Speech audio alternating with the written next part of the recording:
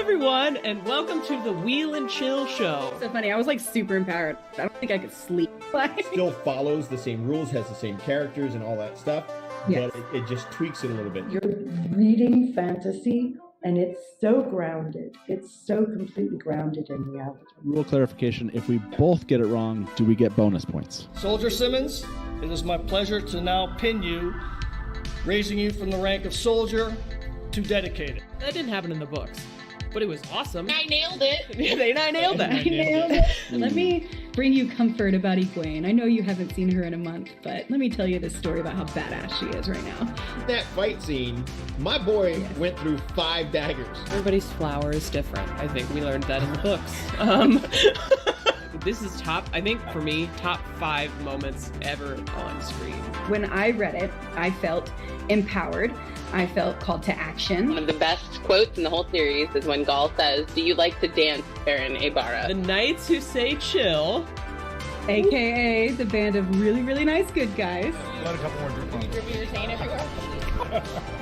I am. Do you have a chaser should you need it? Can I have a little bit of mine too? Oh, no. Yo, this is good. Young people do like this now or something instead of this. Oh, it's like this. The heart emoji. Don't jiggle, jiggle. It folds. I like the way you wiggle, wiggle. You Oh, wiggle. show. We're going to review the entirety of season 1 of the Wheel of Time. The whole thing. Finale of Rings of Power. Welcome to the Wheel and Chill Show!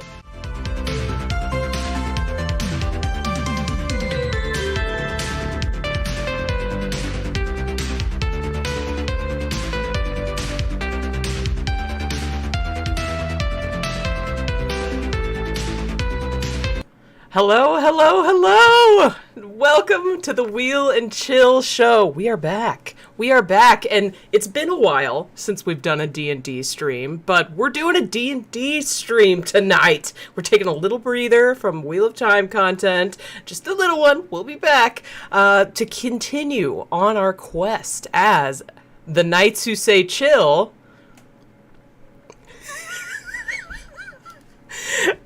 You were so ready.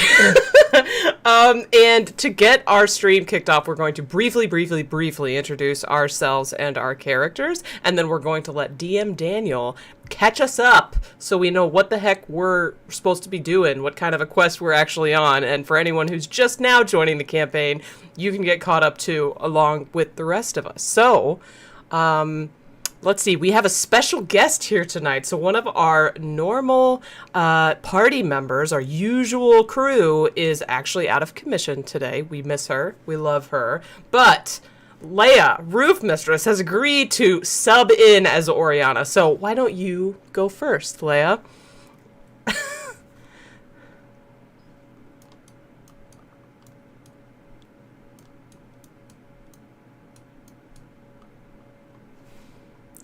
Nice.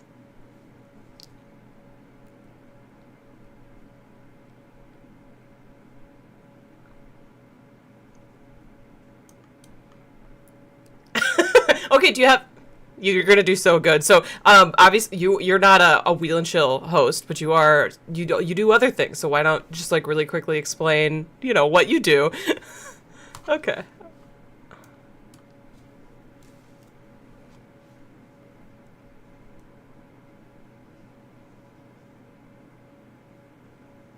Amazing. Thank you so much. And let's just go around in the circle as far as what the spectators can see. So Hildegrim, why don't you go?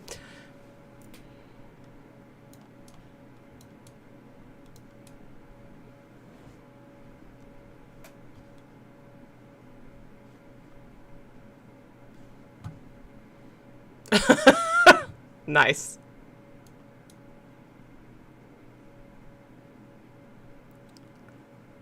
Okay, hold on. People can't hear you guys, so let me fix this really quickly. I can hear you all, so great. Amazing.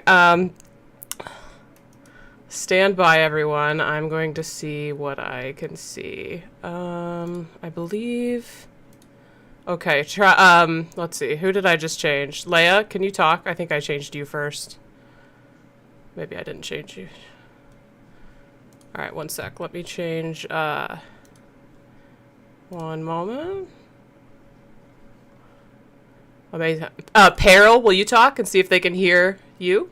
Sure. I'm Jessica Sedai. I'll be playing Peril tonight. Did you hear Peril, everyone? Please let me know, and then I will change that setting on everybody else. If I remember. Yeah.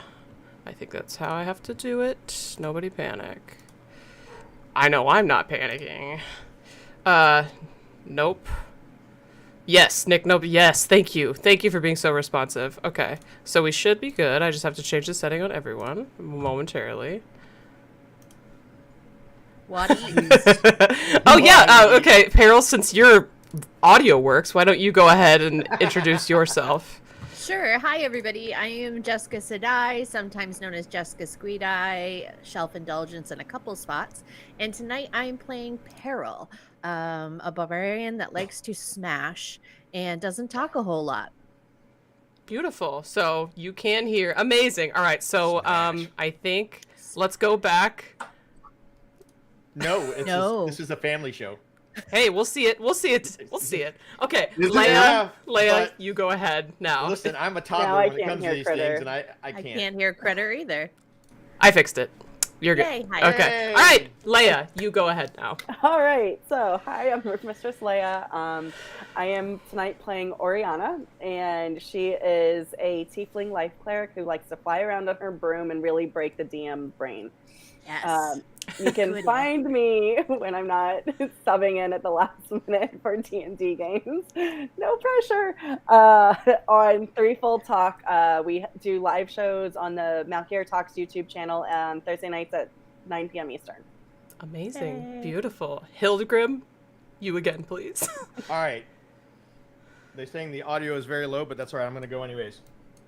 All right. My name is Tavern. I am one of the co-hosts on the Wheel and Chill show.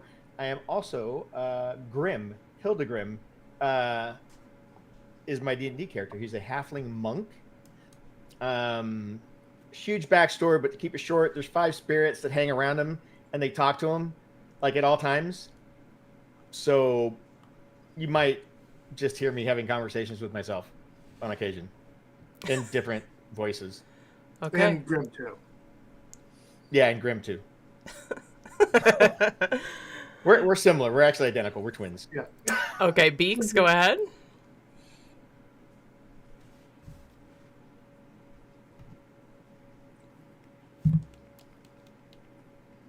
Ooh.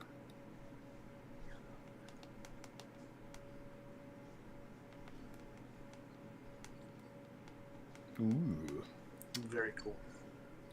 Okay, I'll introduce myself and then I'll kick it over to Daniel, who is our DM. I am Kritter XD, and I will be playing Symphonia. I am a wood elf, fey wanderer, ranger, and I think pretty highly of myself because I'm extremely talented at what I do, and I like to collect stories and rumors wherever I go. And Okay, you're just a they can't little hear extra. Beaks? What? Again? Beaks. Let me fix it. Is this for real? Oh, they can only hear you. They cannot hear you. Okay, Beaks, you do you now. It's your time. You should be fine. Are we sure? Yeah, Are we we're sure. Look, one more time. We got Wadi. That's my hashtag. Check it out on X, where I'm at Wine Spring Cafe. I do recipes for the Wheel of Time.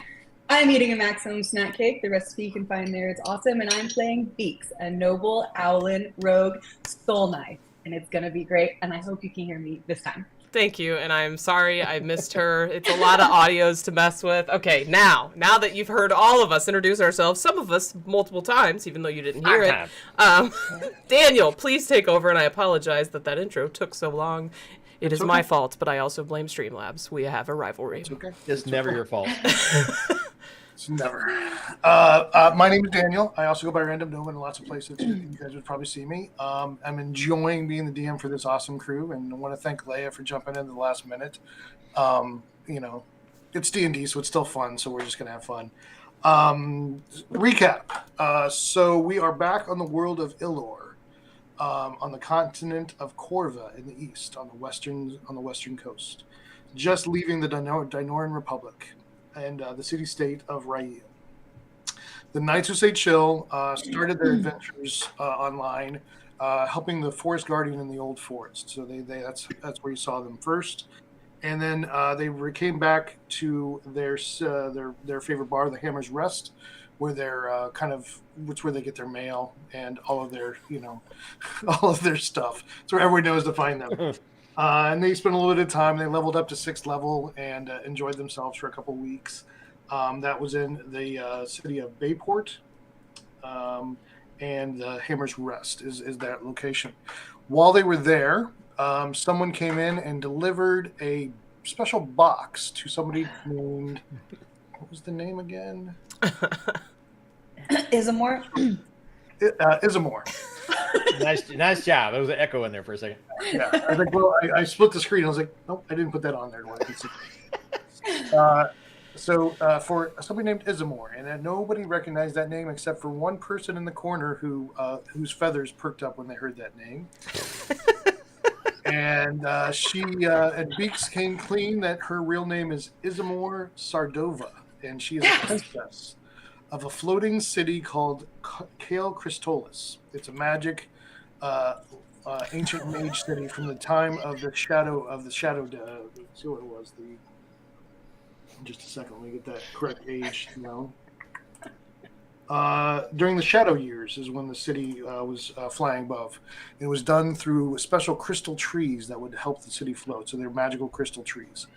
And her people, the Owlins, took over when the mages evacuated the city hundreds of years ago. And her family are the stewards of Kale Kristolis. And this puzzle box, they had to solve a couple different puzzles. One was a maze, one was a musical puzzle, and they all worked together and found a letter inside from Ismore's or Beak's nephew, who still runs the machines and tries to understand all the machines in the middle of the city on how things are working. And he said that they are losing power and the flight path is basically degrading. So he needs her help to convince the others to listen to him, because she's the one ant that would listen to him. So it was explained that with the flight path, that it was also discovered that the Goliaths, which is Peril's race, is connected to the Owlin. They hadn't talked about it, but they knew about it between the two of them, that the Owlins would land Turgan Peaks and be escorted down the mountains to trade the magic crystals by the various tribes of the Goliaths. For the hundreds of years, the Goliaths treated it as a religious, honor, but now it's kind of become more of a just a monetary exchange that they do it for a certain amount of money. Still, some of the old-fashioned Goliaths do treat it as kind of a religious rite, but now it is a little bit more worldly. So it was determined that the group would get on the east-west road and head towards the Turgan Peaks, which is where Goliaths are from, and where our team member Peril is from as well. She doesn't speak about it much since she left, but spent a couple of days on the road going that way. And the east-west road travels between the Old Forest, which is where they rescued the Forest Guardian, and just above the Silverwood, or Avaranth, which is what the elves call it, the silver elves of this world. The trees are actually silver, like a metallic silver, so they're called the Silver Elves. And it's called the Silverwood. But there's a longer elven name, but basically the Avaranth is kind of the shortened name. Traveled for a few days, got caught in a storm and found a way to kind of survive the lightning storm overnight. They fought some Onkegs, which came out of the earth to chase them. And they started to rest one night. And I think Oriana found a paw print burned into stone. Yes. Yeah, I totally did that. You did. You did. Go, girl. So observant. So that's where we will be tonight to start. Is basically they have a campsite started, and they have they're kind of aware that there's these things, and they had kind of a sulfur smell, and somebody determined, I don't remember who it was, that had the nature rule, that they're hellhounds. So it sounds like there's hellhounds creeping around the camp, and that's where we'll start. Oh man. Okay. Wow. Ooh, wow. Okay. Beaks, come here. Did you bring enough for the whole party? the footprint, the paw print was over in this area over here. Are you sharing the screen? I am. Yeah, sorry. Yes, I am. I'm to the world, not to anybody else. So not to you all. You guys have your own screens, but yeah. DM, can you ping it again? Yep, got it. Okay. How late at night is this, or is it still like late evening? Well, remind me, can you guys see the entire map, or is it dark for you? I think we can see it. Like a circle around. Oh, Yeah, I can we're see all the way whole up to, thing. Like, Oh wait, You no, probably never go mind. I've dark- just got it zoomed in. You get dark vision Yeah, can you ping one more time? Sorry, I wasn't zoomed out properly. in this general area. Thank you. Okay, so that's where the platform was. Awesome. Okay. So, I have a. Let's see. Would I know if dark hounds are like naturey? They are. Well, let me check real quick. Actually, wasn't it Oriana that figured it out because of her background? Yeah. They are fiends, actually. They are fiery fiends. Got it. Yeah, they are. Got it. Fiends. Hot dogs. Amazing. Get some buns. Can and we some bacon. tell like how recently they've passed through? Give me an Are you staying over where that paw print was, or did you come back to the center where the fire? I have no idea. I probably would have stayed. Well, Give me a perception, because you're not where it is right now. You like remembering how you saw it. Give me a perception. all right, perception.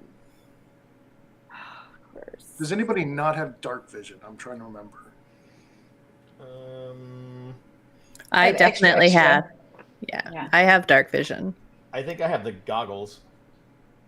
So 'Cause that I'm trying to is- remember. I'm trying to remember if this whole thing should be dark. Like, let me see if I've got it set up for that. My perception's 9 + 5, so 14. As much as you can tell, you're not that experienced with it. It's difficult to tell how old it is just because it's just a paw print burned into stone. There's no. But the sulfur smells obviously Yes. coming from Yeah, like emanating from that area. Yeah, you can definitely sell this. So they're definitely around. Okay. All right. I think I would like, if possible, to move. I'm gonna just tell me when I have to stop. But I'm intending to move up to this cliff side by going past where Oriana is. Is that okay? Is that That's like fine. elevated from where the camp was? That's yeah. This is a little bit down. Like this side here is probably about 10 or 15 feet at the most. This is about 3 or 4. This is about 5 feet. Got it. So these are just obelisks that are standing up. There's a couple obelisks that had fallen down. This is a fallen obelisk. Okay. Well, from this slightly elevated vantage point, I would like to see if I can like see anything, moving in the trees in the distance or anything. Give me a perception. Okay. First roll. Get excited. Yeah. Get it, Kritter. Okay. Get it? Okay. I'm gonna click. It's gonna be amazing. No pressure. Normal roll. Yeah. There it is. There you go. Hey. Okay, it's a good start. It's a good It's not start. a normal roll. That's an outstanding roll. Thanks. It's good. It's good. I like it. We'll see if it's good. Well, you definitely hear the salt. You hear the sound of something moving in the trees right to your right, and you smell the sulfur a lot more. Okay. And immediately, you see something over there, and something right there, and they see good, you. Good. Of course they This do. is initiative. This is initiative. I'm so sorry. Good. Fight. Honestly, if you hadn't done it, Symphonia, Peril was about to. So Okay. Well, Yep. Fight. We were all going in. what can I say? I'm a snoop. Okay, so we roll for initiative now. All right. Nope. Crap. T-O-double-G. Boop. I got a really high initiative. Oh, we're doing initiative? no. Hold on. Where's my A initiative? nat one. I have to roll it. Give me a second. Bonus time, I initiative. Damn. Okay, now I have to remember like there it is. what I have as attacks and stuff. It's been so Right. long Oh since my we've God, played. that's true. Mine was horrible. Grim, I got a 5. I was just looking at that. I was like, at least I wasn't last. Yep. Good old squishy beaks. If you're not last, you're first. Wait, that's not how that All goes. right. All right, sure. Mix it up. You're not last, you're anything but last. Are you playing? Why is there? That's a weird one. Oh, you know, from last time. I didn't. Hold on. I didn't click on my dude before I did it, so that's Okay. on me. You want me to do it again? Yeah. We can Oh, we does can that change matter? it. Yeah. Well, let me do it too then. No, Beaks, you're in there. You're in there Yeah. with a. I'm good. Okay. Yeah. Just make it an 8. Oh, there I am. Okay. Okay.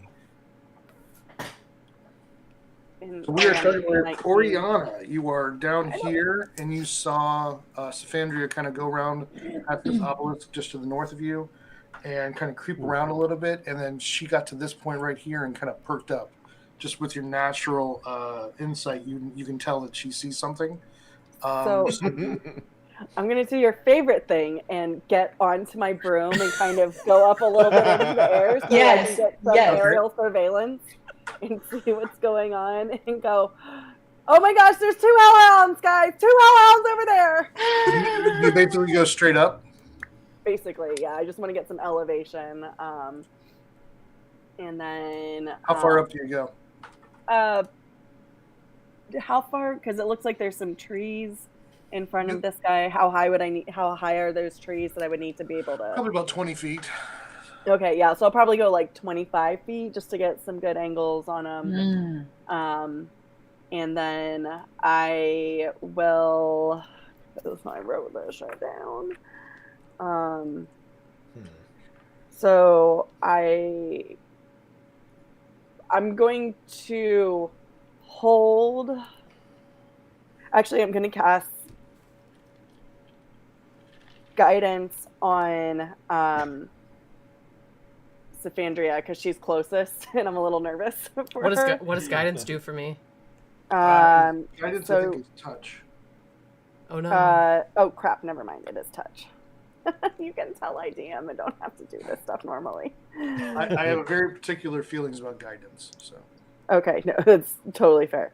All right, I'm going to hold Sacred Flame, and the initiating action will be if one of the Hellhounds attacks one of my players, I'm going to launch Sacred Flame at them. Okay. Nice. So, but yeah, so I'm basically just going to hover where I am. That's fine. So I just have you kind of marked with a color there, just to indicate that you're up in the air. Cool. And then that'll be it for my round. Okay. The Hellhounds are next. How did I miss that? Yeah. You didn't see that? No. This happened quickly. I wasn't looking for it because I didn't know that we were supposed to know. Anyway, it doesn't matter. Oh no! Here they go. Just put your hand out and let them sniff it first. Give them a snack cake. Oh, is Kritter? We can't hear Kritter again. I'm not saying anything. Oh, okay. I'm just panicking. Sounds about accurate.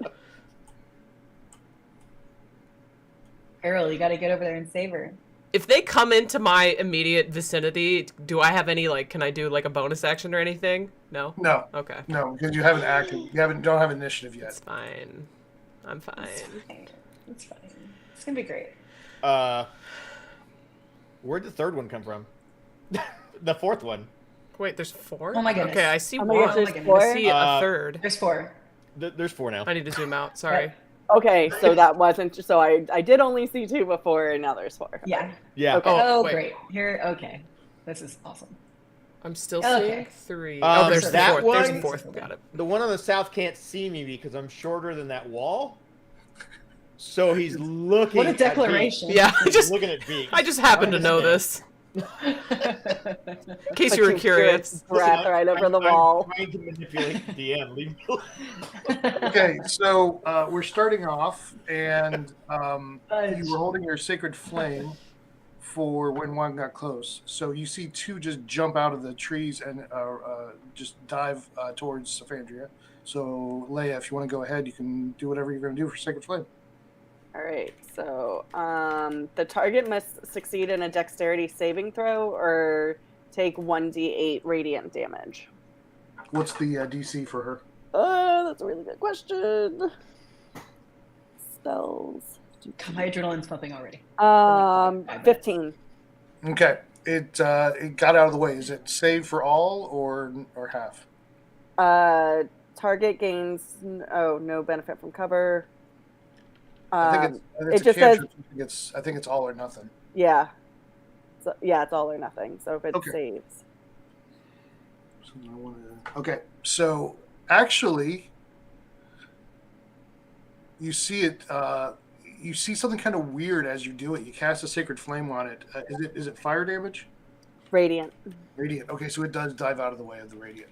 So. Ooh. Oh man! But it makes it move away from Symphonia. No, basically no. It just ducked underneath it, and where you cast at it, and it just kind of rolled and Just Matrixed.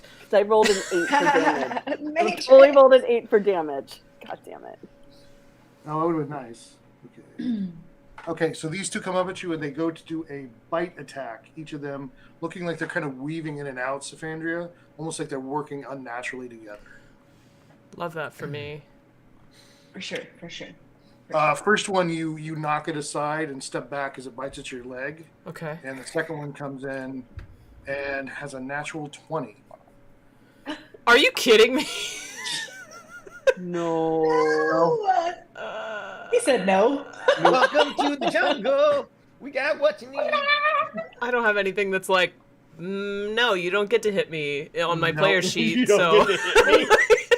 Oh, right. We should familiarize ourselves with the. Wait, roll up a scroll and smack it on the nose. Yeah. Roll a scroll. I'm just checking something here real quick. You're fine. Tell us to shut up when you're ready. No. Okay, so you knocked the one aside with a bow and like lifted your foot up as it bit at your foot, and you lost track of where the other one was. I think you came around and bit right on your bicep. And as it bites on your bicep, you take 15 points of piercing. And then you just feel fire pour out of its mouth all around your leg, all around your arm. You take an additional 18 points of fire. Holy. Wow. Okay. I have to do math now. 1 second. Wow. No rush. Okay, so I go to 56 after the first piercing damage. And then what was the other damage? 18 fire. 18. Minus. Fuego. We're at 38. I went from a tank to a squishy little owlin here. No You're mas. still more than me at this point. So you no mas pantalones. Beaks and Peril. You guys feel like as this is happening over on the other side, you're hearing her scream from the fire, just pouring out. You see it like burst into like the shadows around the fire, just the edge of the fire, and you feel and hear stones falling behind you down the wall. And just as you look up, one of these things is looking down right on top of you, and it just lets out this this cone of fire breath. Nice. Son of a! I'm in the range of that. I don't like Fire that. breath cone. No, it's straight down because it's up above thank God. It's going straight down at these two guys. I got my own issues. Trying to barbecue an owl. Mm-hmm. So glad I'm flying right now. I should be in the air. Didn't get a chance.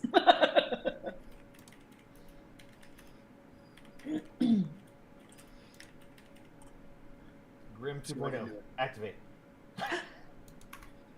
That's not what I want. I want a cone. Oh, there are different fire breath animations? Yeah. That's legit. It's kind of awesome, though. Yeah. Okay, I have to change my hit points on here. Oh, okay. That's neat. That's arterial fire. Yeah. So, Sexy fire breath. Peril and Beaks, I need you to make a dexterity saving throw. Jesus. Fire-breathing wolfhound things? 18. You saved. 17. What do I Saved have? as well. What do I Me and Peril, that's what's up. Look at your character sheet, Beaks. I want you to look on your character sheet and let me know if you have evasion, which I think you do. If you do, you get out of the way completely. So if I'm attacked and I can see the attack, I get like half damage. I don't know if that's what you're talking about. No, that's for uncanny dodge. That has to be Uncanny an dodge. attack. This is a saving throw. But for dexterity saving throws, I think you have something called evasion. at your level to where you can, if you save for a dexterity throw, you don't take any damage. Okay, so I don't see it. Where would I find it on here? Your abilities. I'm pretty sure you have evasion at 6th level, but I'm not sure. Let me double check. I need to update my sheet, maybe. Yeah, because we're on 6. Yep. I'm just looking up to make sure that rogues have that at 6. It might be a 7th level. Okay. No, it is 7th, so you don't have it yet. Okay, so that's why it's not there. Maybe I am updated. Okay. My bad. I was getting ahead of myself. So I mean, I would have taken it for sure. I should have just said yes. okay, so Just so you both roll, like Peril, you roll to the right. Beaks, you roll and do like a leap over the fire a little bit just to get out of the way, and you both take 11 points of fire.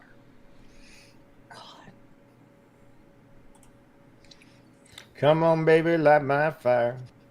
Ooh, that's my favorite band. We're gonna light the owl on fire. Wow. And then the one with you, That's Rib, rude. you seeing all this happen. You see that fire, and you just stand up just in time to feel like heat right behind you, and you turn just as one starts to bite down at you. DM, it won't let me interact with my character sheet. Huh. You're with your token? Yeah. What's going on with that? I don't know. I didn't have a problem before. I didn't. This is unacceptable. I can track it in D&D Beyond. It's not a big deal. I'm just that's not my normal. Probably my fault. No. Somehow it's Critter's fault. I like this new critter. It's not normal, will and chill. That's what's happening. Exactly. Oh, just kidding. I got it. Okay. That works. Okay, so there's that, and then behind you, because of the height you are, you actually duck down just as it bites where your head was. Whoa.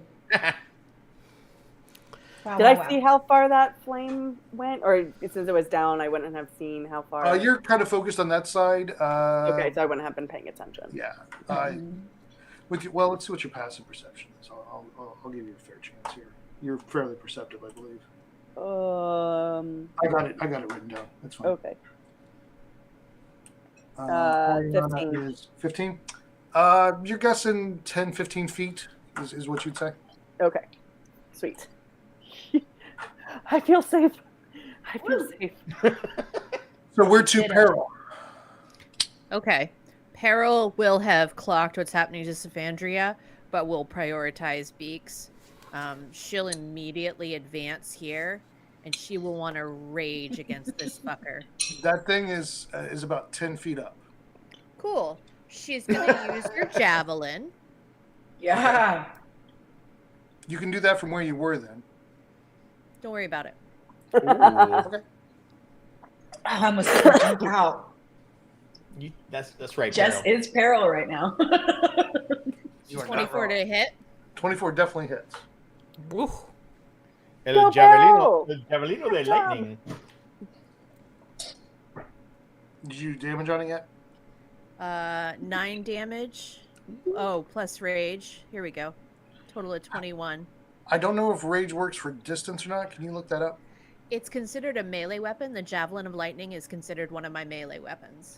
Also, it's either 9 points or 10 points on a hit die of a DC 13 dex. So she gets points for lightning too. No, that's if she chooses to use it. Otherwise, Oh, she has to call it? Yeah, it becomes like a bolt of lightning. I thought it was just like a cattle prod. Like it can hit people along the line. So if she wants to, she can do that. But I like it. I thought it was just like a cattle prod. No, it's very powerful. But once a day, you can turn it into a lightning bolt. Sweet. I guess I didn't know I had to call it. So. Well, I don't know if I'd use it for one. Like if you were lined up over here and could hit 2 of them, that'd be more worth it than hitting 1. Yeah. Okay, so please clarify for me, how many points of damage is he taking? He took 11. Okay, and I get another hit, right? Do you have another javelin to throw? I do. Okay, that's not a +1 though. I think that was your only magical one. Sure, but I can still attack it. Yep. Go hard, Carol. So that'll be a 23 to hit. Hits. Woo! Nasty.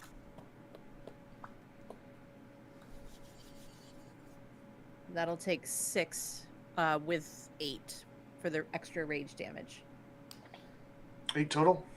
Okay. 8 total. That works. It bellows some flame as it howls at you.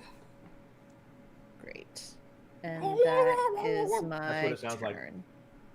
Okay. So we are down to Symphonia. You are in the middle of something kind of crazy. You're never usually into this close. Whoa. Yeah, no, I'm usually not. So what I'm going to do in order to get away is, I believe, use my Zephyr Strike spell, which is a bonus action. Concentration up to 1 minute. I move like the wind. For the duration of my movement does not provoke opportunity attacks. Once before the spell ends, I can give myself advantage on one weapon attack roll on my turn. That attack deals an extra 1d8 force damage on a hit. And whether I hit or miss, my walking speed increases by 30 feet until the end of that turn. Okay. Okay. So basically you become the wind. She's like the wind. Yes. But also, I have a question for you, because I'm a D&D sort of noob. Can I split my movement up, or do I have to okay, perfect. All right, so I'm gonna mark myself as having taken a single slot on level 1 spell to play Zephyr Strike, and then I get to leave. If I were, well, I think I'm gonna come over here near Oriana, who is in the sky, I believe. Yep, she's 25 feet up. And my movement speed is... Should be 30 plus 30 now, so 60. Alright, so we're gonna get over here, if that's far enough. That's not very far. It's not very far. Sorry, I'm so zoomed in that my perspective is, like, so bad. That was only 15 feet of movement. Okay, in that case... Now, you could go 15 and fire and then keep moving. Truth. I need to keep them in my line of sight, right? Yeah. I think... Will I have line of sight if I stand by the fire? Yes. Okay. I was gonna say, he said that thing was only like 2 or 3 feet tall, right? True. Yeah. I just don't want to be in, like, fire cone range. I don't want them to all line up in a row so they can fire cone us all. Can I suggest something, Kritter? Sure. Where you're at is good, because if you go toward the fire, then you're going to be surrounded. Yeah. Well, I was thinking my secondary option was to get up here, sort of on this cliff with this other one, and just, like, go for it. Just go hard in the paint against that one. Yeah. Which I think is what I'm going to do, actually. Yeah. I'm going to do... Get mad. I will. Get mad. I'm going to go here. I think I still have the That's what distance I'm for doing. that. Perfect. Yeah. And then I'm going to shoot my longbow, which is what I always do. I know. I'm just showing you what 15 feet is there. Am I out of It's 3 range? boxes, right? Yeah. Okay, great. I'm out of range. I love that for me. But all right. So I'm gonna longbow. So I just have to click longbow to shoot, and I long press to tell you who I'm shooting. Yes, shooting that one. Oh, you're shooting this one? Yeah. Okay. Yeah. Don't give me that. Okay, clicking longbow on my thing to see what happens. Advantage because of that thing I just did. Yeah. Do you have advantage? I don't remember if you say. Because of Zephyr Strike, I get to give myself advantage. All right. Nice. Please give me something good. Nice. A 24. A 24. Hits. Great. Okay, so then I get that extra from Zephyr Strike first, which would be 1d8 force damage. So I'll just roll a 1d8. Wait, where's the... Oh, here we go. D8. Nice. Okay, that's only the beginning. And then I'm going to roll the regular damage here. There we go. 11 plus 2. Nice. So 18 points. 18. Okay. Wow. And then, is that the one that's next to me? Yeah, it is. I'm helping you out. Yeah. And then I get a second attack because I'm me. And I'm going to do the same thing. Except for I don't get the extra. I know, I understand that. So rolling, not advantage. Submit. 26. Wow. Great. And then I'm going to roll for damage. That's a 12. He's going to cone of fire me here, but whatever. Oh, but I still have movement, correct? Yep. Great. So in that case, I'm going to move. I'm not 15 feet away from his cone of fire. I'm going to move over No, you're still within his range, yeah. Great. I'm going to move over here if I still have that much range. And then I also want to note, although if we're in initiative, I can't use my like sneakiness, right? You can, but it takes an action to do it. Like thieves, rogues can do it as a bonus action. They can hide. Can't. Otherwise, you have to choose to hide as your action. Okay, that's fair. All right, so I guess that's me then. Okay, so basically, Oriana, you're the main one that sees it because you're facing that way. You see her kind of take her arm out of the mouth of the creature, do a quick word, kind of a prayer to herself, and leaves start blowing around her in a cyclone. She takes off super fast, and you see wherever her feet are supposed to hit, just about 3 inches above the ground, it's just a patch of leaves just appears, and she runs across. She's not even touching the ground, and she takes off and shoots an arrow. That's so cool, Symphonia. Wow. Baller! How did I learn that trick? Points for classiness.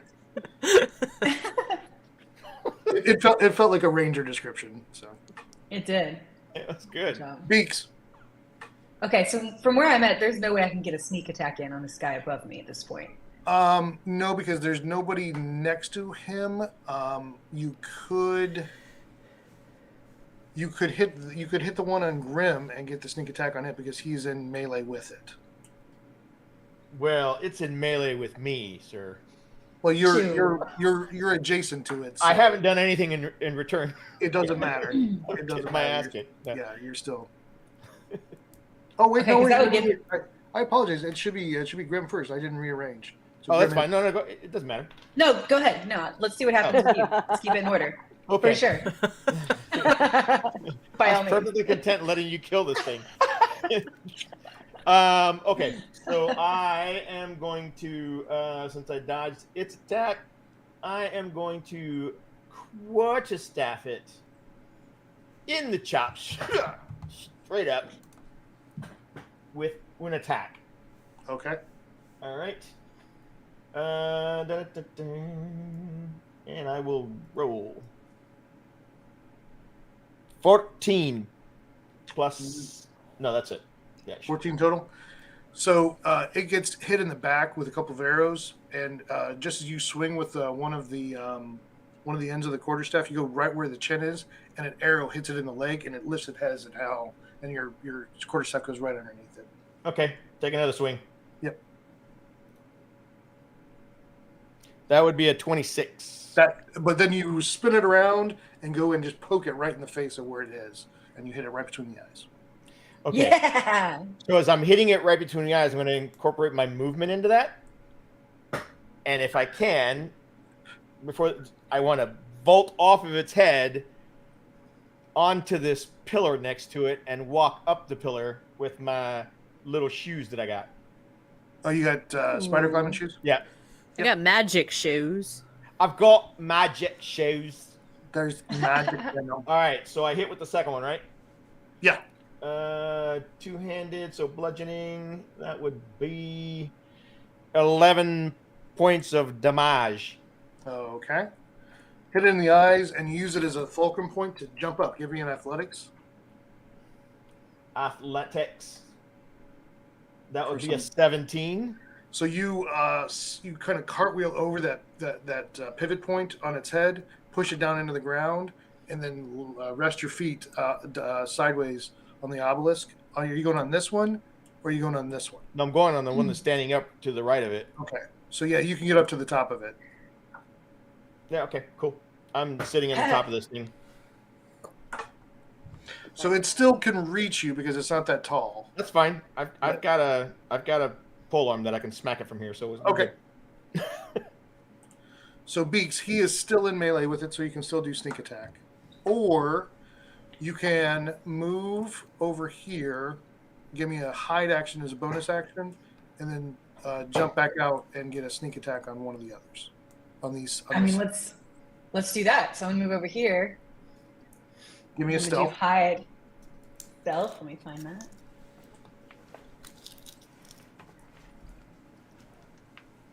And that is advantage, right? Nope. I don't know if you have advantage or not. I don't know. You might have a magical ability, but I think it's normal. Okay. 14. Damn. Okay. With a plus 10. Wow. Yeah. So I think I play one of your. I play a Psy Rogue in another campaign. I think you have the ability that you can spend one of your dice to raise that up if you want to spend it. Like I think you have the ability. Do you have that ability to, like, with your psi abilities? It's like a knack or something. Yeah, to use the psionic energy die. That one. Yeah. Yes. I'm trying to figure out which die it is. I think it's a D8 at this point. There it is. Yep, D8. Okay. Let me roll. So that's kind of low. I'm just saying.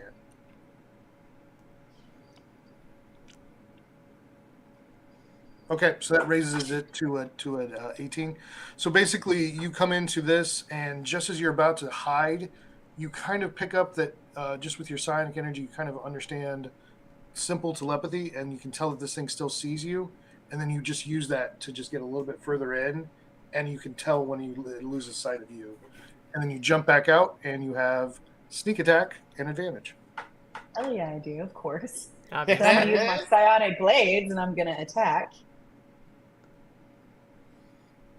Does it matter which one? No, I don't think so. 1d4. Here we go. And that's with.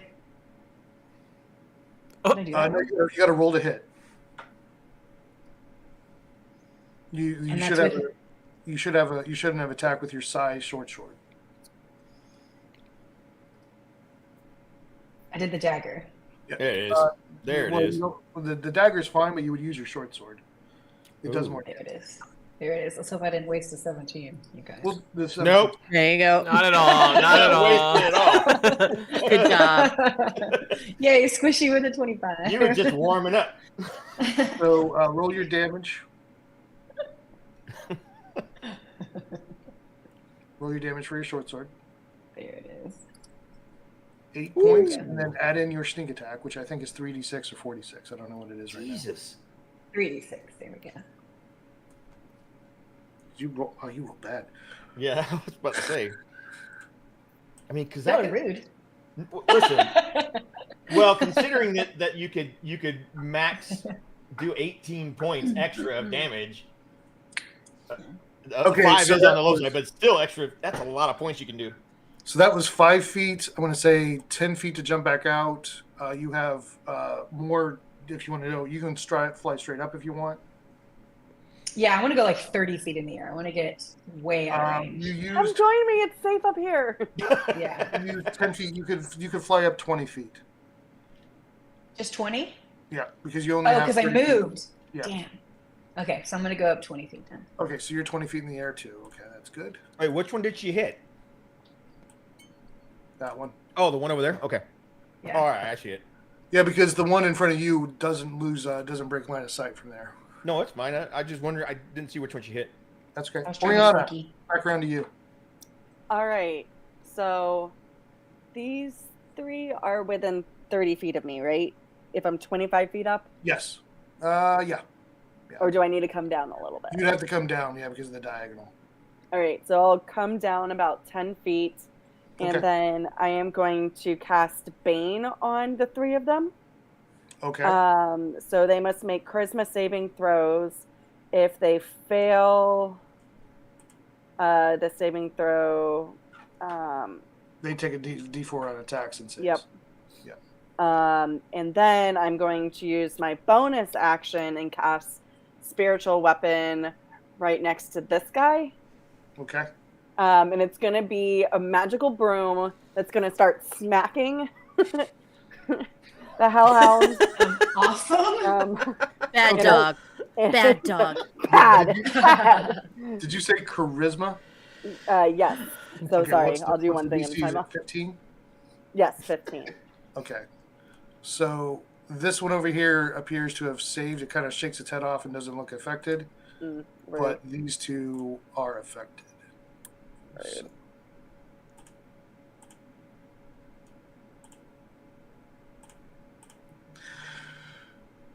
And then you said you were doing a spiritual weapon? Correct. And I'm going to do it. Actually, since this guy seems unaffected, I'm going to hit him with a spiritual weapon. And I can make a melee attack against them, somebody within, or a creature within 5 feet. And then I use my spell modifier for that, and that is a +4. That's a 19. Hits. Sweet. So they take 1d8 plus, where did my E go? Plus my spellcasting modifier, so that's 4. So, oops, caught it. 6, 10. Takes 10 damage. 10 broom damage. Fuck you. Broom force damage. Yeah. Okay. It sends out this pathetic kind of yelp, and then it bites at that thing, but it can't really get a hold of it. You stay where you're at? Just like smacking. Suck it, wolf. Yeah, and then I'll go back up 10 more feet. Suck it, wolf. So I'm back up to 25 feet. Bad dog. Bad. Get in the corner.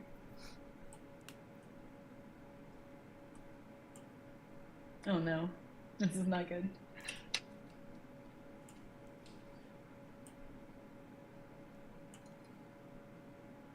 Oh, I was muted. You're up in the air, so you should be all right.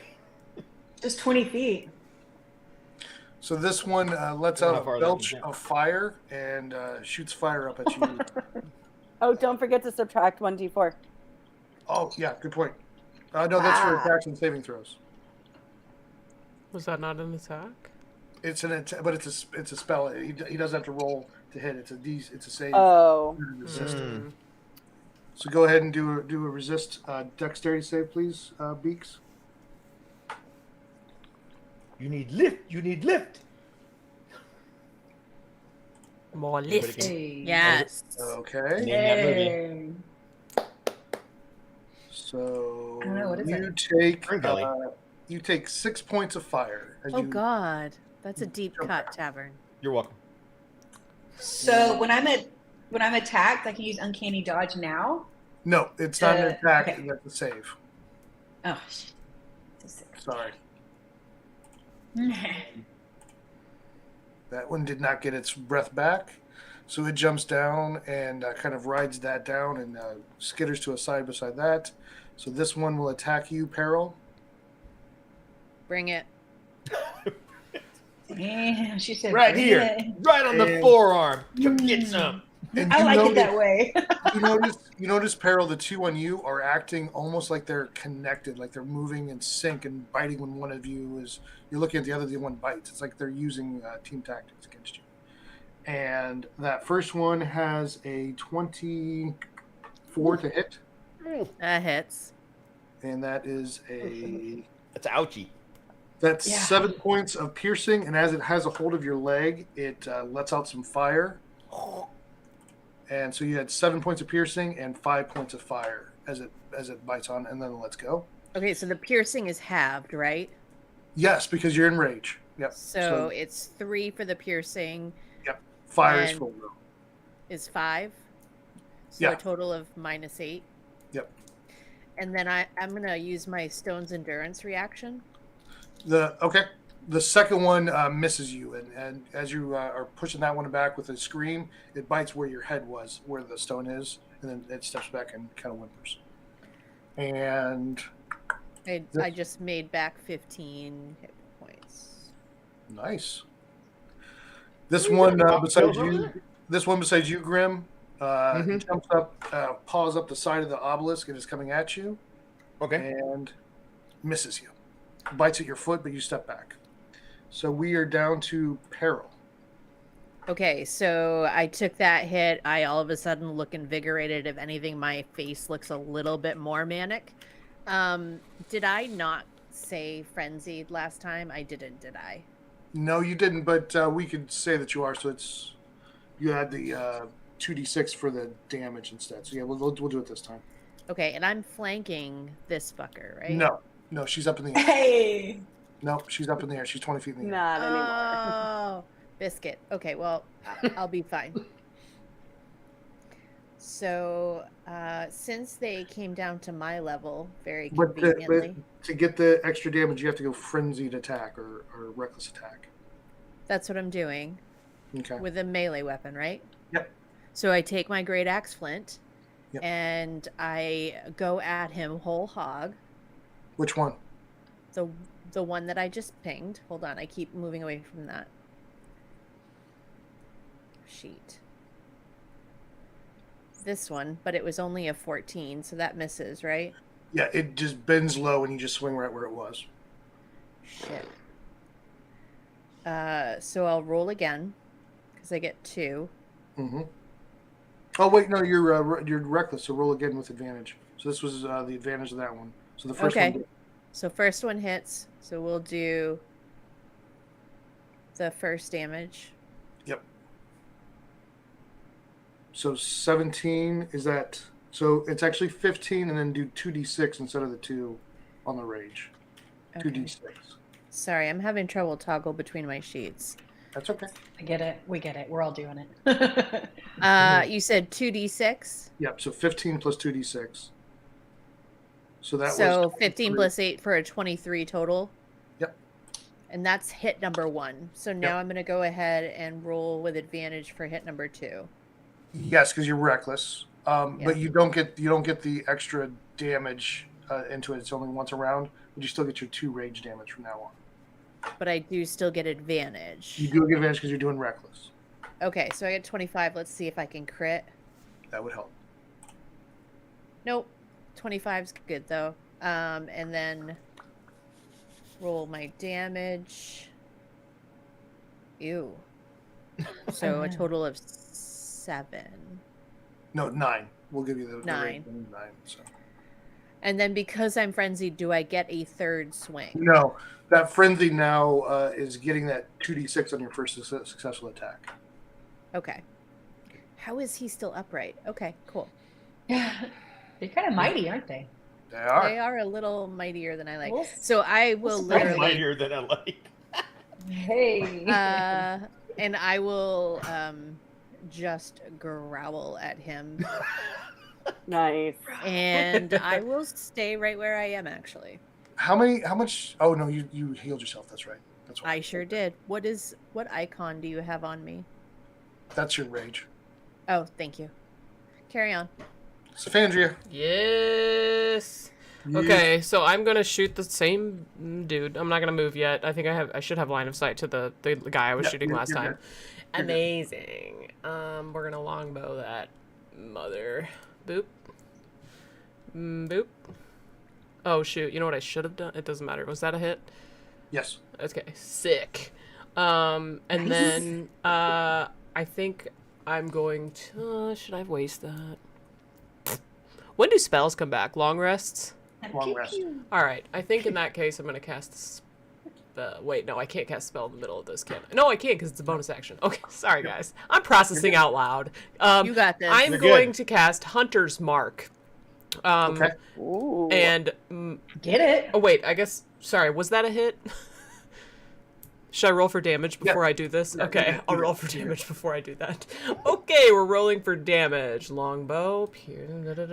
That's 15. For context, for anybody who doesn't know, we haven't played these characters since June. I feel like I'm nailing it though. I feel like I'm nailing it. You are absolutely nailing it. We're doing good. I'm just giving that context. Like, I don't know how my javelin works because I've never used it. So Okay, so the first damage to that guy is 15. How did he take it? Well, he wasn't very happy. He's not happy about it because you catch him right in the ear and it goes through the other ear and he falls dead. Incredible. How did he take it? Just asking. He actually just falls in the stone and it just melts the stone into like the shadow of the dog's body, but it didn't melt away. Hell yeah. Do I have line of sight to the others, or do I have to move? You'd have to move. Okay, I'm gonna move then. Will I be able to do my second attack after I move? Yes. Okay, sorry.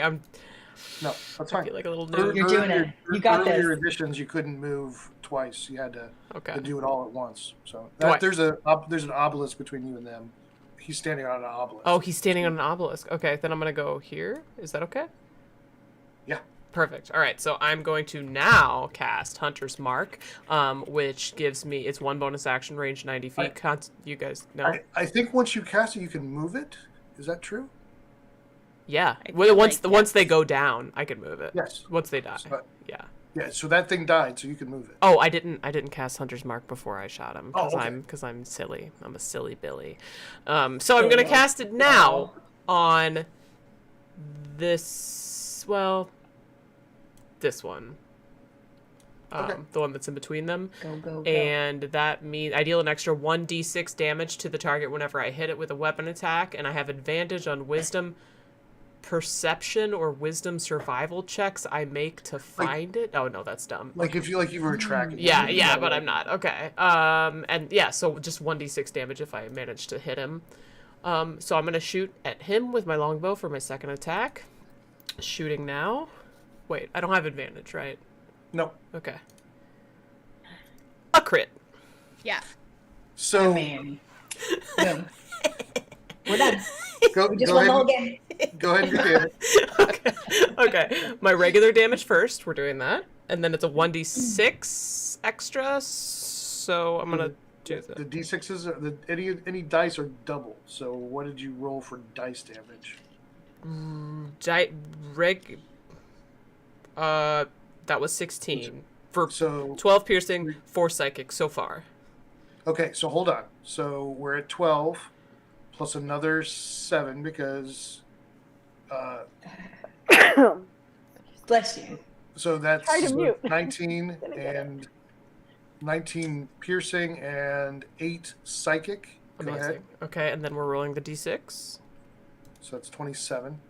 So that's so 4. Another 8. Okay. Because it's double. Tavern giggles.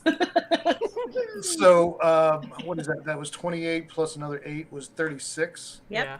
I just love this so much. It feels like So I should have gone to the one that was full health. It's fine. Feels like a win. It does. It's fine. It does. Grim, you see the one below you get hit right in the side and it dies, and you see her do this whole Zephyr step thing where she's just walking on patches of grass that just kind of appear where her foot is. She's moving extra fast. She lines up across the fire. She actually shoots the arrow through the flame of the bonfire, and it actually kind of causes this swirl in the smoke. Ooh. And Grim has pushed this thing's head up, just kind of pushing it away from it, and the arrow goes right through its eye, and it dies. Bye. Okay. I like it. And again, there's no stone here, so it just bursts in fire and melts away, but doesn't leave the imprint. Suck it. I'm going to transfer my Zephyr Strike over to the guy up on the cliff, and that's my turn. Okay. Very nice. I like it. Awesome. That so was the beautifully fire done. flares up because the smoke was moved over it. So go ahead. And that is to Grim. Okay. Grim. As I'm maneuvering for my movement, I'm having a conversation, responding to one of my companions by saying, "What do you mean? Get some compassionate conversation with the hell? Sweetie, it's trying to kill us. No, I'm not. I'm not talking to it." And I dive off my pillar, across past Oriana. I'm going to try to jump to that other pillar. From a Let's get down to business. Because it's only like 6 feet. Well, that's 10 feet. Okay, never mind. So what I'm going to do is I'm going to bounces off. No, I'm gonna run down to stand beneath Beaks. Okay. So I'm gonna move over here. Yeah, you move me. All right. Where'd he go? Mine looks like you're flying, so you're not. And yeah, and I'm gonna take a swing. Just don't look at my skirt. You don't have one. You got feathers. Don't look at my feathers. And owl legs are creepy, actually. Yeah, yeah. If you lift legs, owl feather legs, they're it's weird. It's creepy. Rude. I'm right here. Okay. She is I a like my pretty, owl pretty legs. princess. It's like Everybody stop. it's like owls never did leg day in their life. Okay. But wouldn't they be tucked up while you're flying? Like they wouldn't just be out. Yeah, maybe she's having a good time, so they're just stretched You don't all know. around. Like the bald eagle on our coins, just spread eagle. With All right, focus up, Okay, team. anyway. We're playing. All right, we're losing. We're it. playing We're losing it. D&D. Go, This come joke on. just, yeah. All right, I'm taking a swing at the hellhound there. Where's my quarterstaff? Attack. That would be a 22. Hey. All right. Bludgeoning for 10. 10. Gotcha. Let me see something real quick.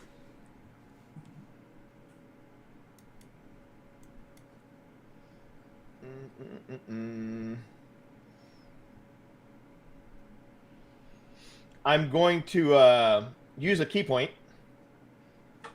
Okay. All right. Where's my key points? On your Oh, there keyboard. they are. No, it's on the car. It's on the thing over here. For flurry of blows. Okay. So where is my flurry of blows? All right, you ready? I love that we all need. We all flurried a little. I need to do a to hit, right? It's all his other personalities doing it together. Ooh, 13. Miss. Okay. Damn. Taking a swing with my quarterstaff again. So you That did would this be kick. it. Huh? Staff hits. The kick misses, but the staff comes around. Oh, I and hits never it. did. I do damage. Yeah, I did do damage, right? Yeah, it was 10 for the first one. All right, so another hit with the quarterstaff. The damage on that is 7 more, and I will use another key point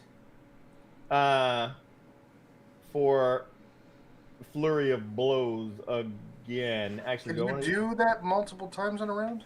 It's anytime I take do an attack. Really?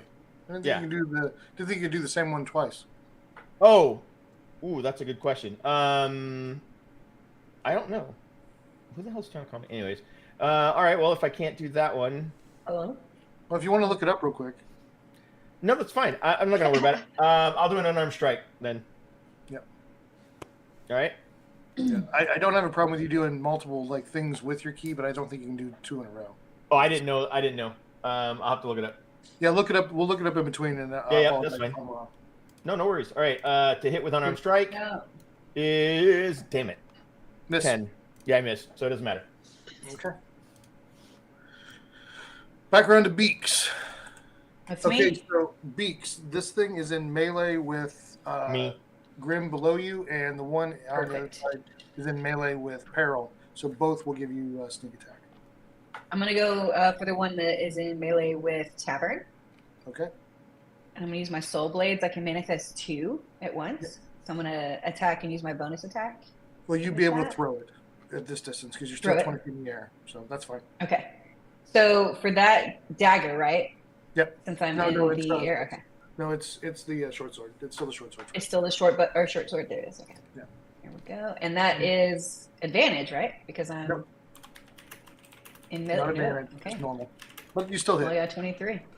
Yeah, I did. Daggum right, I And you did. do sneak attack. Daggum right. Bop. Okay, you said do sneak attack. No, yeah, do regular dice damage and sneak attack. Regular dice damage. Oop. 12, and then your sneak attack. Boom. Here it comes. 13. 25. And that's exactly what it needed. It falls, it bursts into fire, and leaves a patch on the stone of where it was. It's squishy. It's kicking booty. My Zephyr Nice. Strike transfers. So Your hunter's mark. Yeah, Hunter's Mark, sorry. Actually, we had it on this one anyways. Oh, LOL, JK. I knew that. Okay, so Oriana. You guys, I just killed one. High five. High five, everybody. High five. You want to bring the spiritual weapon down? Leia? Helps if I unmute. I was making a joke. So glad I used that bane. There goes that spell slot. So I am going to make sure that I'm got the correct. I can move. So I'm going to move diagonal. Actually, no, I don't need to do that. 60 feet. So I don't need to move. I'm going to Sacred Flame this guy. Okay. So he needs to make a dexterity saving throw. He does. He saves. Yeah, he made it. Damn it. This guy's a save machine. I keep missing on these things. But then I'm going to move the spiritual weapon that I had made, and that is going to attack him. Okay. Go hard. Yeah. Because I'm upset with my Sacred Flame. It's like, come on. Mrs. Weasley's broom of bad dog. Broom's gonna swerve a little bit. That's a natural 20. Yes. Ooh. So that's double dice. 2d8, 8, and 4, 12 plus my modifier, which is 12 plus 4 is 16. Nice.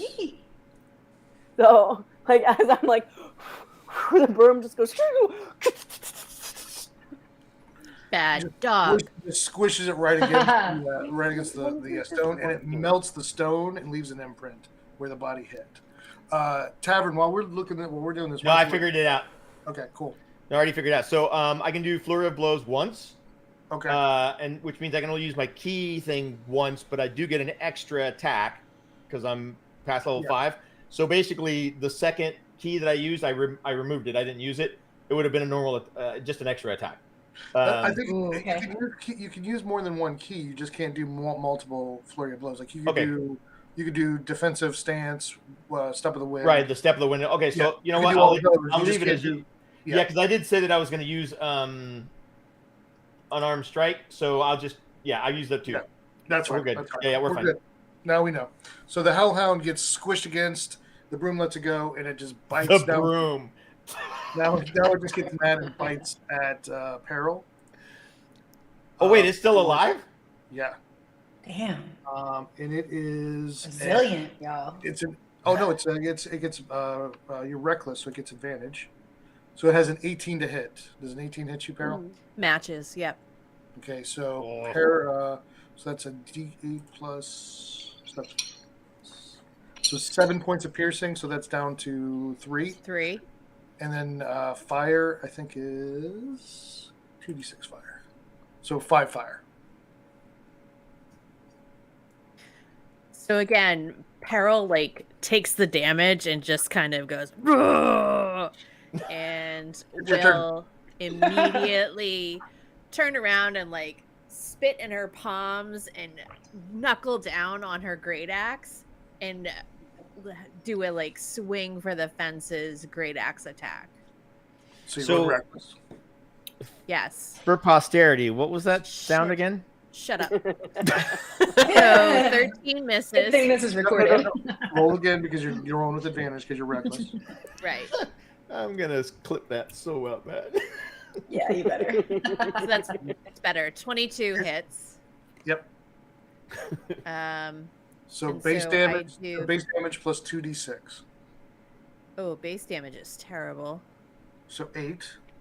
No, it's 6. So and then 2d6 on top of the 6. We did 12. So 12 total damage. That was hit 1. So you have a great axe, right? Yes. I'm not going to have you roll the second one, but basically you come around for the first one and you just cut its head straight off. The body melts against the stone on the side, and then higher up the wall, the head leaves a mark as it melts against the stone higher up. Legit. Nasty. Heck yeah. That is the last one, and the sulfur smell disappears. Ooh, bye. Finally, sinuses were burning. Wow. Terrible. We did it. Oriana, you got some chocolate? I'm sure I do. I need some. That sounds like something I would have. It's usually provided for me. I'll just fly over real quick and take it out and hand it, put it in your beak while you're flying still. You just hold it out and you can nibble on it. So Thanks, wherever you are.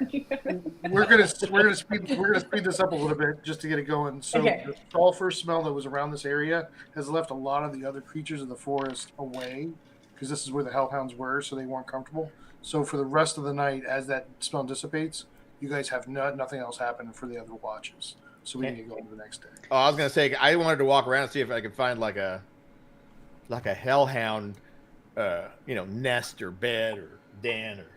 Yeah, you can if you want. Cuddle? What did you call it? You wanted to cuddle with them? No, I didn't want to cuddle with them. I want to see if they've got anything in there of value. I thought you were suggesting that a hellhound den is called a cuddle, which is actually that's what really I thought. Cute. Oh, So give give me a survival. A survival? Yeah. So on your watch, you're gonna walk around the general area.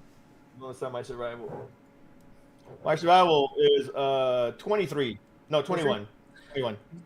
It's very difficult to find where they are, because you can only find every once in a while when they step on stone or touch stone. So it's very difficult. So you actually can't find their trail or where their nest would be, or their boast.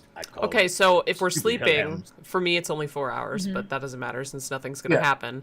How do we heal and get new spell slots and stuff, or refresh our spell slots, right? So how you go back up to normal, to full health, and you get all your spells. Full health, nice. I got to 16 hit points. Lit. That was dangerous. What? That is pretty low, actually. I thought I was the lowest this time.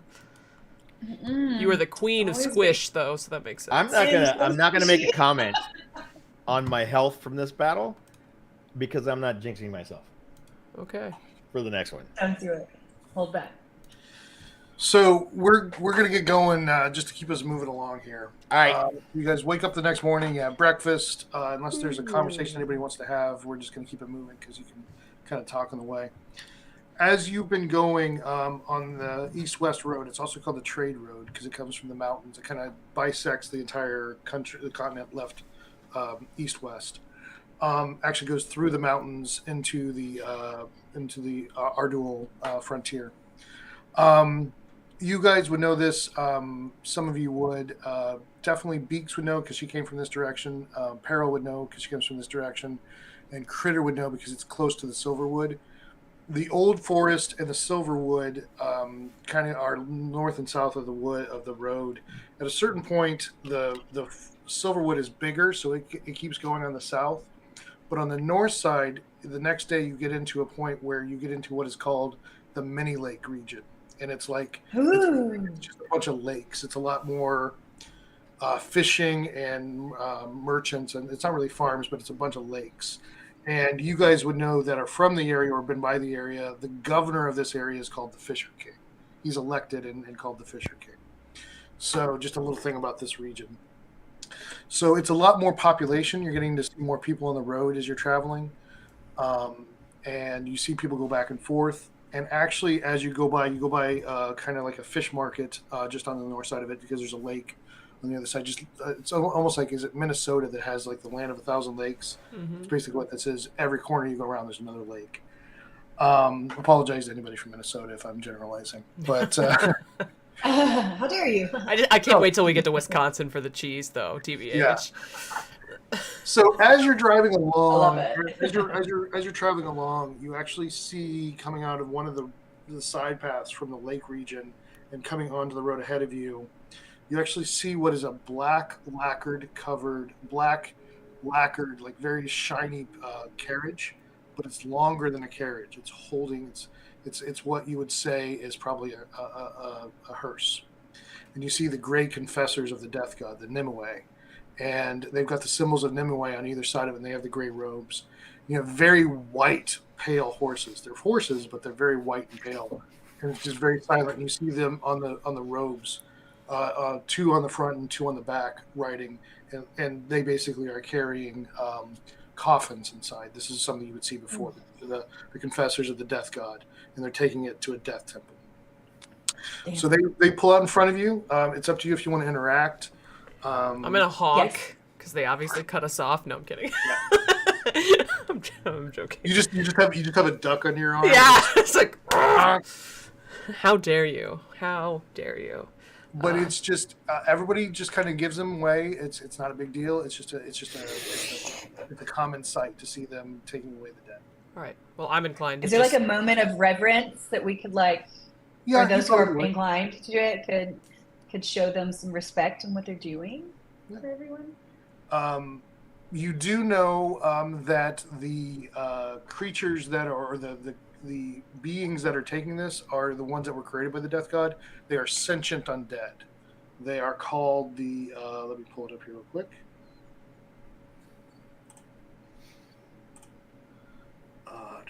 They are called the Mors Liberi, the Death's Children, and this is what they do. They take this back to the necropolis.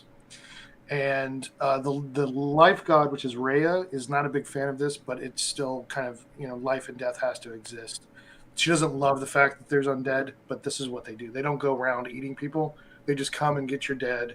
And they ceremoniously, take it back. Okay, well, I'm not a fan of the undead personally, so I'm going to cross my arms and just kind of give them side eye because I don't want to do anything more out of respect for the dead, but, I'm going to let my discontent be known as they pass.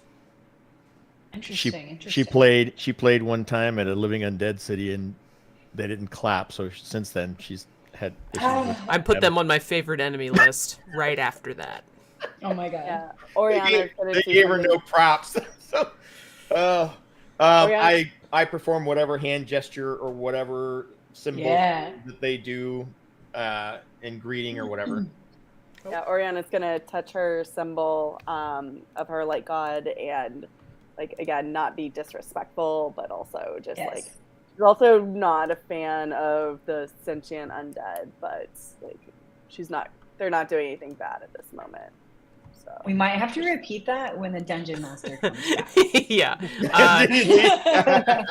This is actually kind of solving a mystery for me because looks like we've got wrong thing. Peril smashed the DM. We've got Peril back. Hi, sorry. No, you're good. It's okay. This might Sorry. And we've got Daniel back. Perfect. Back. Okay, so you travel for about 6 hours behind him for most of the day. You're traveling. Actually, the portion of the road that touches the Many Lakes region is actually kind of narrow. It actually kind of comes down to a very small part of the road, and you're starting to get into the foothills of the mountains, or the what is known as. Hold on, just a second. So you said we're traveling 6 hours behind them? Yes. So if I'm fascinated by them, can I travel closer to them? Yeah. And encourage an engagement? Sure. Beaks, what are you... Sorry, guys. I got no beef with it. I got no beaks with it. I will watch Beaks. I won't say anything, but I will be watching her. She is judging you so bad right now. I would like to get a blessing from them, so let's just see how close I can get to that. They're not evil. Yeah, I know. Everyone's trying to stay away. I'm like, this is our first god. Let's go. You come up to them. You come up to them, and you see that they're gray. It's gray robes, but the hood is white, and it comes to a point at the top, and one actually kind of turns. It's just very pale skin. It just bows its head, and it says, "The mother's blessings upon you. Can I help you, child?" And I just say, I'm so delighted to see you and have an experience in your presence. I would like to bless you back, and I give the same hand gesture. And they reach into a pouch and they take some dirt and they sprinkle it over your hands, and it looks like it's grave dirt. I look over at Oriana, and then I'm gonna blow it into the air. She LeBron James that thing. LeBron. and just very calmly, it just turns back. You were probably just flying right beside the wagon. and it just turns back, and it just acts like it just keeps going forward. Big eye roll on my part. Big eye roll on my part. Big eye roll. I love all the gods. That's a +3 eye roll right there. So you're getting into the Jagu Highlands, which is as the ground is getting higher, you're getting into the highlands, getting closer to the peaks. And you can actually see the mountains in the distance. And actually, after about 6 hours, you see them kind of opens up a little bit more, and they actually pull off to the north, just as the Silver Woods is ending. And you actually see one of their temples, and I'm going to show you a picture. I will say throughout the course of the 6 days, Peril becomes even more quiet and preoccupied than normal. Okay. Nice. You mean the non-talking Goliath is talking less than that? Yeah. All right. So, Oh yeah, and the remnants of the dirt that didn't flow off, I put it in a little pouch just so I have it just in case. That's fine. Just wanna Give throw me that in there. a sleight of hand, just to see how much you can capture. Kritter, Oh, yeah. you can go back to roll 20. There's something that you should be able to see now. Oh, it's in roll 20. That's handy. I was gonna I thought you were gonna share it on the stream or like on the collab cam, which you can also do. But no, I'll pull it up. Okay, 1 second. Okay, and I did 13 for sleight of hand. And That's fine. We've got. Need to Do you add see that anything in. in the? If you go into the journal section, I've got letter Or our physical gate. Yes. No. And we have Knights Who Say Chill shirts. We have all kinds of stuff on there. It's on Zazzle. Just look at Tavern. Check it out. okay. It's not letting me show this to you, which is really annoying. Okay, if you want, you can share your screen, I believe, Yes, you on can. collab cam. Okay. Down at the bottom, you Yes. should see a share screen thing. Okay. Cool. Let me get this as big as I can. Y'all, we are learning on stream. I mean, look at that. Look at us. Who would have thought? Look at us. Look at us. So professional. I just gotta find it here real quick. Hold on. Yeah, I'm looking in the journal. I don't see anything in there either. Well, it was supposed to, so I can share screen. Yeah, You should be able to. Tavern's done it before. So, if I don't want to apologize about that again. Nobody needed to see my belly. It's all right. oh, okay, I see something pop up. The Parthenon. Okay, we are showing on stream. This is what we're seeing.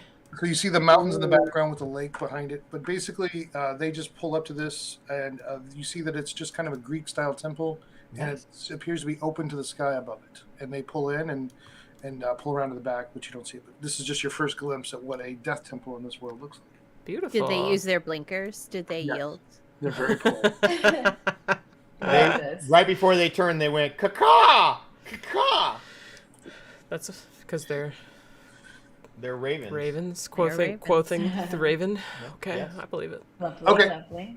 So you guys are into the Highlands now.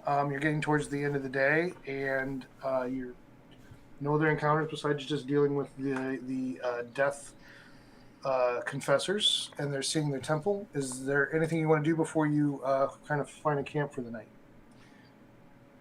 No, I'm good. I'm in the process of transitioning between gods. Okay. So Meaning, because the monastery I was at was part of one god, and after I was kicked out, slowly I've been reading about Nimue and whatnot, especially with the spirits that are following me around. So I'm going to maybe have a slight conversation with one of them before they disappear. Yeah, sure. You can go over and have a conversation. Not a big deal. So. can I go with you? Sure. Okay, I'm gonna go with Wait, them. you're not going to eavesdrop this time? No, this time I'm gonna be up front. So you guys all stop on the trail, and then they'll go further in towards where that temple was, and they walk over. And as they're stopping, one kind of just detects you walking up. Nothing supernatural, just kind of hears you walking. You're not being quiet. Nope. Turns around and bows. And as I described, it's a white hood with a very, very deep point representing a beak of the raven, and then the gray hood underneath it. And it says, "Mother's blessings. How may I help you?" It says Mother's blessings. Oh, well, actually, hold on. Mother's blessings. Hey. I was wondering if one might have literature or some sort of I don't know, inclination to pass on information about the mother to a wandering pilgrim? Actually, one of them reaches inside their cloak, so he points. This is the one that you talked to, Wine Spring Beaks. This is one, and he points over to another one. She actually reaches in, and it's almost like a hymnal book, but it's black leather, and it has the white raven on the top. And she actually reaches over and hands it to you. It's almost like a small kind of religious text, but it's almost like a travel version. All right. I wonder where they park their bikes. All right, so I'll. She just holds it out in both hands. I accept it and take it in both my hands. Mother's blessings upon you. Thank you so kindly. Thank you so kindly. And as you put your hand on it, she actually reaches into the same kind of pouch that you saw before, and she sprinkles what looks to be grave dirt over top of it. Ooh, you got some grave dirt too. All right, I take it and I hold on to it.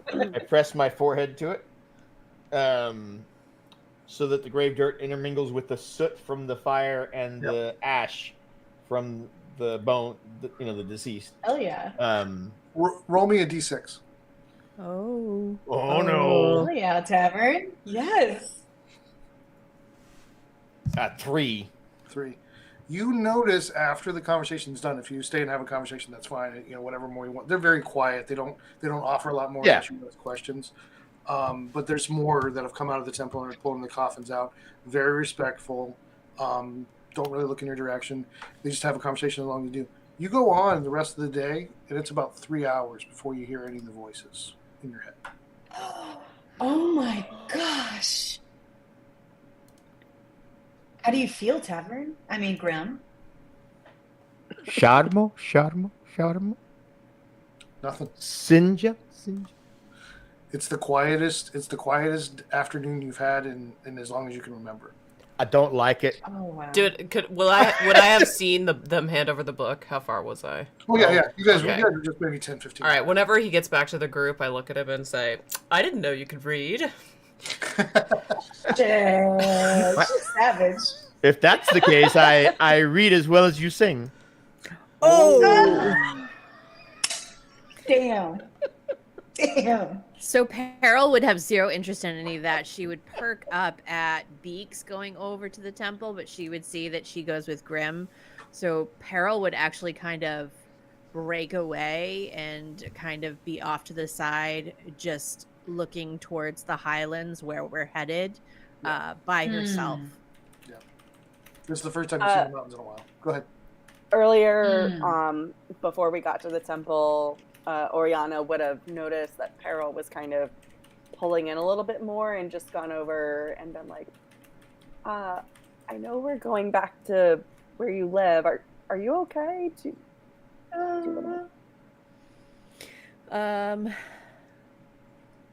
Peril would just kind of give her a stony stare for a solid couple of heartbeats and say, I'm fine. Okay.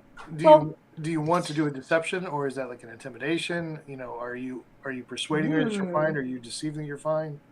You don't have to tell me what you roll, but it's your choice if you want to roll. I want to do a contested perception check. What's that face? Insight. Oh, insight.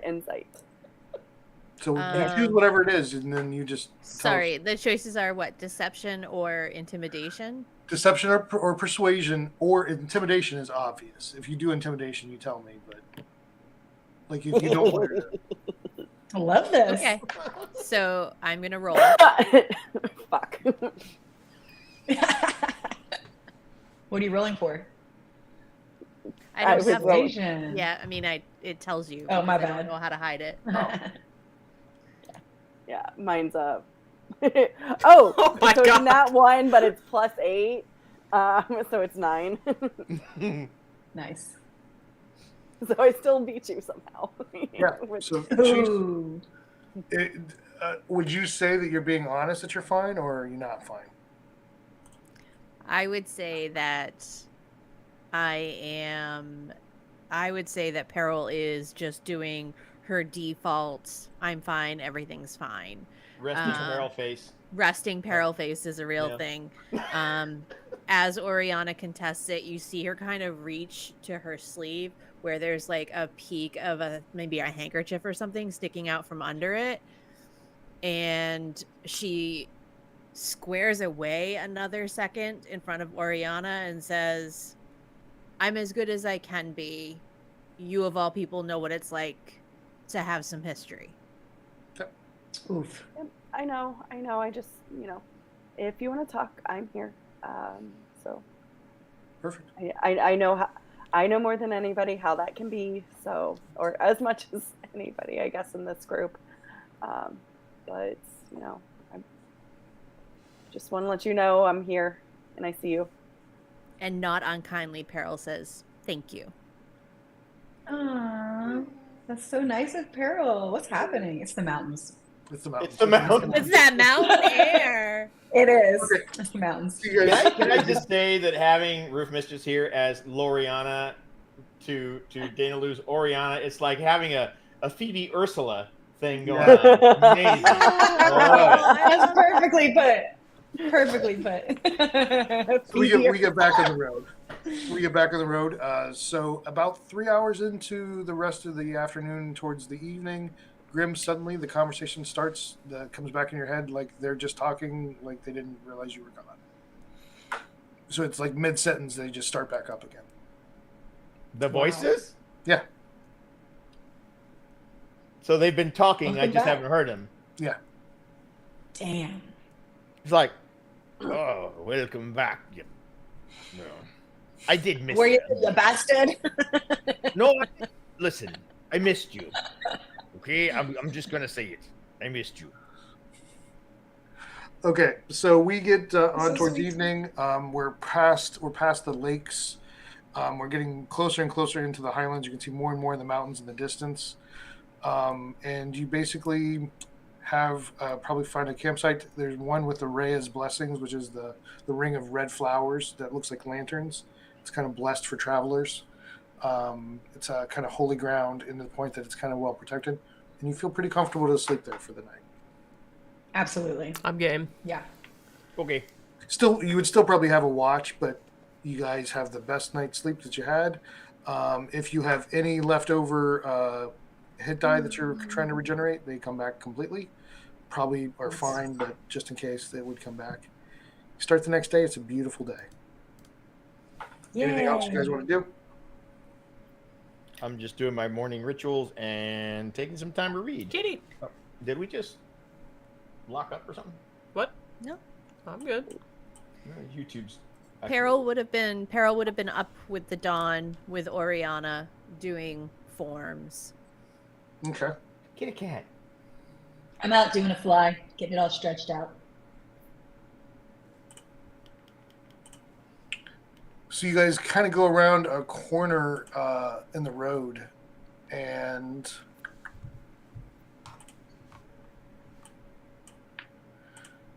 you see the first sight of the mountains start to appear. And I'm going to screen share this as well.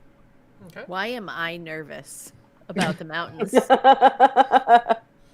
It's the lack of oxygen. And you start to see the mountains. Go, show it. So these are the Turgan Peaks. Ooh, looky. The Turgan Peaks. I just started doing AI images this time. I was like, that's cool to have some Nice. cinematic cutscenes, Perfect. basically. Yeah. That's what I did today. Pretty. Okay, so you guys are walking down the road, just kind of mid-morning, kind of getting closer and closer to the mountains as you go. The road is a little less obvious. You have to kind of look for it now because you're not into like dirt as much. You're getting into more stone, and you hear around the corner. Those of you with the higher perception hear somebody cursing and banging against something. Dad? Like somebody's banging against like wood or metal, and you'll also hear "Verdumped imps."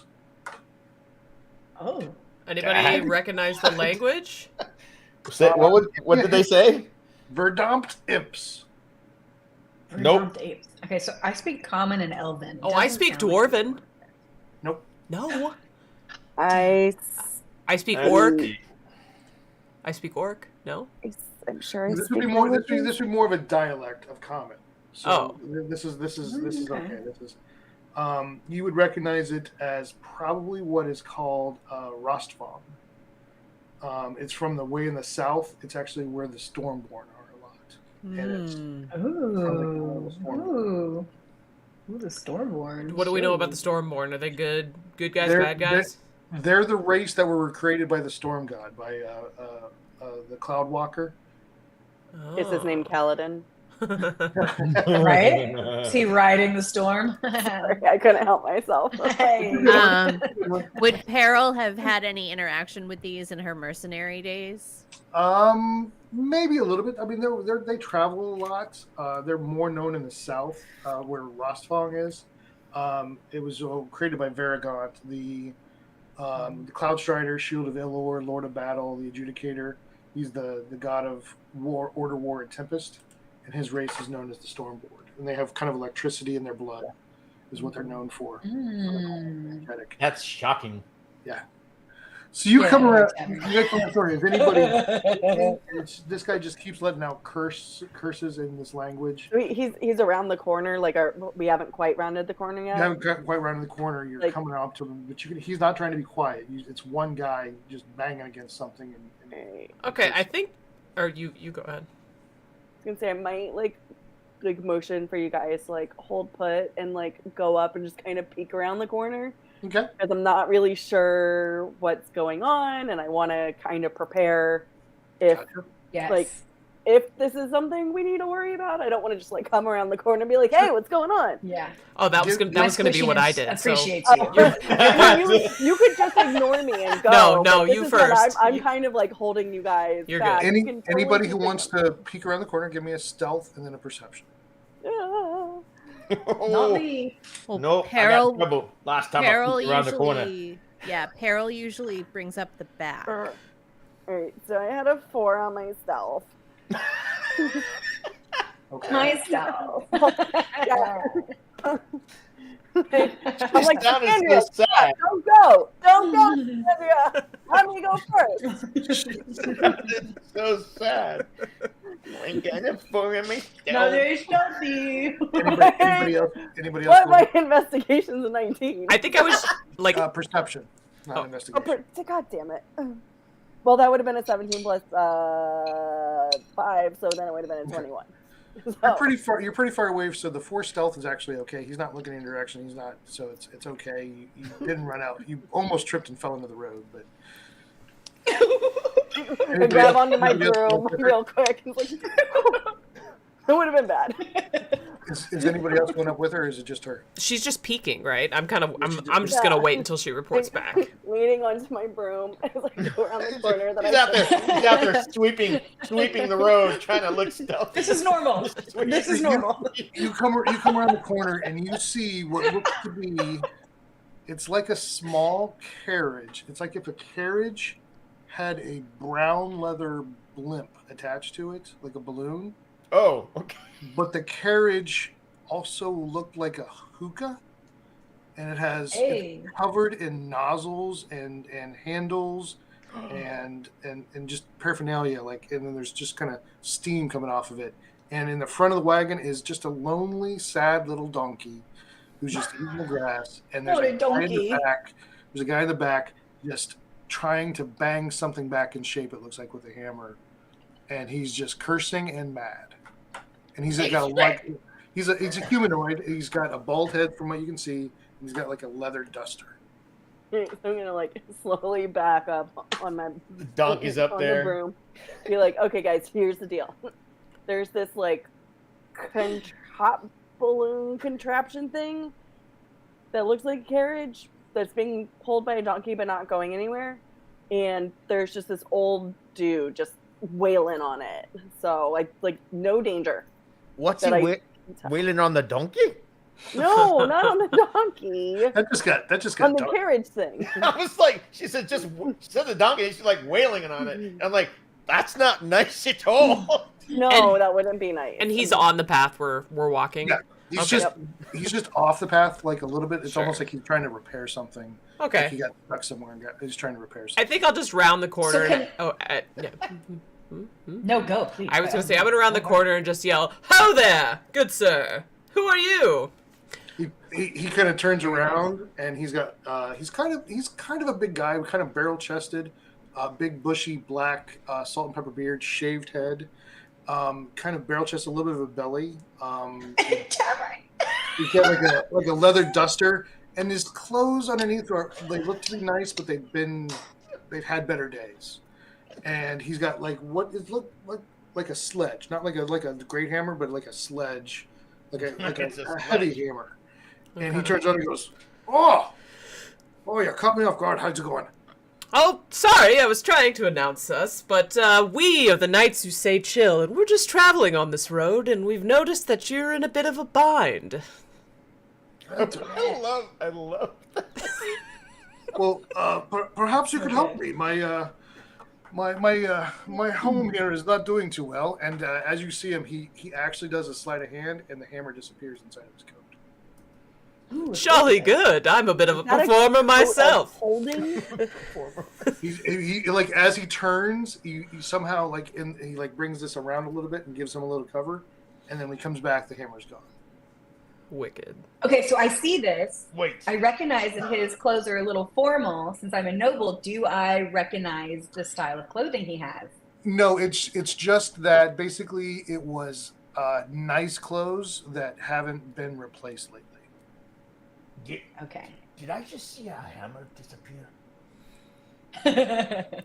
What hammer? Is that you or one of your voices, Grim? No, that's Grim. What? Okay. Where'd it go? What is it that you need help with, good sir? I've got this problem. These imps keep appearing and messing with my stuff here, and I just can't get away from them. They're the bane of my existence. If you could help at all, I mean, are any of you good at repairing stuff? Obviously, and then he starts pointing at stuff, and there's piping coming off and glass sections of you can see different colored smoke, and it's almost like there's areas where you could pull off a hose like a hookah, and then there's the blimp above it that's just kind of deflated a little bit. Like it's big enough. The blimp is big enough. It could probably lift this up and be a dirigible or a blimp, but it's just not working right now. And so he just goes back to testing stuff.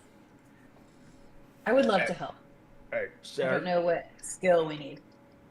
Oh, yeah, I thought you had... I thought you were like, yes, I'm incredibly intelligent, actually, and in fact, I'm an inventor. So I'm not. Does anybody... Knights Who Say Chill assemble. Does anybody have any knowledge about machines or imps, even? Actually, do I know anything about imps? You would know history. Imps are just like in stories. They're mischievous devils that get sent from the dark realm to mess with people. And so he just keeps saying verdammte imps. And as you guys are getting closer and closer, I am, slowly. Mm-hmm. Yes. I've got questions. Yeah. You get close I'm way in the enough. back. If you get within like talking distance, you can see that his eyes do not have pupils, but it's clouds, like storm clouds going across. Beautiful. And hold on. And every time he kind of gets excited, you smell ozone. Like he farts. I love it. What happens when he farts? he kind of turns and looks at you. He's kind of like a salesman attitude. Now that he's got people around, almost like a crowd, and he snaps, and there's a spark of energy between his fingers. He goes, "I can make lots of things happen." That's amazing. So can I use my stealth and go around the party to the other side to kind of check out what's going on around? Give me a the stealth. wagon? Yep. Okay. Ooh. Let's do a stealth, you guys. I'm going to ease my great axe in its holster. I'm not going to actually pull it out, but I'm going to... I saw him ditch that hammer, and now I see him just throwing sparks, so I'm still holding out the back and just still watching. So Kind he sir. kind of sneaks behind you then. Kind sir, my companion Paris is intrigued. Her exact words were, "Ooh la la, I'm intrigued." But where did the hammer go? What hammer? Where did Are the you- hammer go? Are you a magician? I'm a magician of many things, and he points at all of the things, all the connections on the blimp. He goes, "These are my aethers." I see. Ooh. If you're not going to tell me, I'll go talk to your donkey. Excuse me. Mikhail's been sworn. Would we He said, know "Whoa, whoa, whoa. what? Mikhail's been sworn to secrecy. He will not tell of my secrets." Oh, really? Grim has met his match. No. Right? Jeez. Beaks, what did you Mikhail. roll? Now I know its name. Thank you. I rolled a 27. 27. You just disappear right behind Peril. Where did I go? And so you are on the other side of the wagon. You can ask any questions. Give me an investigation, and we'll see what you think. 27. Holy shit. Tell me about it. He mentioned aethers, and that's kind of another word for smoke or gas or things like that. And you can see that there's all kinds of pieces of glass that have different, like one bottle on this has red smoke in it, another one has purple smoke with sparks in it, and so they're all mixed into these different pipes and things. But with that 27, you can see that there's been sabotage against it. It's like something broken pieces. I inhaled some of it, sorry. Yeah. And you can tell that there's been something got to this and just kind of broke pieces, and so he's really trying to repair things. Okay. All right. While she's doing that, Can I see anything else, or is that it? Sorry. Go ahead. What else are you looking for? It's got wheels on it. It's a wagon that can roll like normal, but it looks like the wheels can come off and get kind of hooked onto the side, and it looks like it will float. Can I tell which direction the saboteurs went? No. Just you just know that they sabotaged it. It's damaged. Can I take a sample of the gases that he has exposed that he doesn't know I'm checking out? Uh-oh. Interesting. Give me a. Here we go. Give me another investigation. Okay. This is where the fight starts. Here it comes. Oh. Oh, 13. Damn. Aww. I burned myself. That's just the investigation was just to understand how the machine worked. Like you're like, okay, I'm thinking, good. Okay. this one's not damaged. I think I can. This nozzle should work to that one. So you kind of find one you feel like you can do something with. Like you could probably do something to it. Give me a sleight of hand to be quiet about it, though. Ooh, okay, I can do that. I'm super quiet. Ooh, 18. 18. Okay. Yeah. It doesn't even make a sound. It's like it's very smooth. It's like it's oiled. Roll me a D100. Oh God. Oh. Sure, daggone will. Percentile. Is it damage? Terrifying. The What? D100. 51. 51. Oh, 51. Uh-oh. This has never happened. I've never seen this happen. D100? Oh my God, I love the percentile ones. Yeah, they this might not be a always- percentile. This might be a chart. We might be screwed. Yeah, they're always terrifying. You open one that you think was going to be with like the purple with the sparks, and it actually opened up a That's what I valve on wanted. the side, and it looks like it's a very thick, almost frozen orange, almost like a Slurpee. It's almost got like that consistent, but in gas form. It comes down very slow, and then gets to the edge and poof, right in your face. No, Okay. the juice.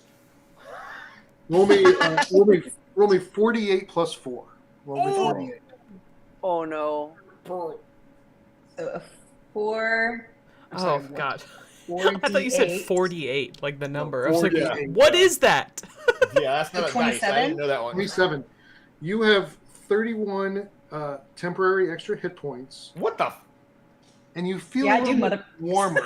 Like your whole body's got a little bit of heat to it. Like you almost. Yeah, I do. Smoking. I was like totally prepping to need to like heal her quickly. No bullshit. She is the luckiest owling. That's good because she has 12 hit points. Yeah. So she needs to Yeah. be lucky. She is the squishiest of squishies.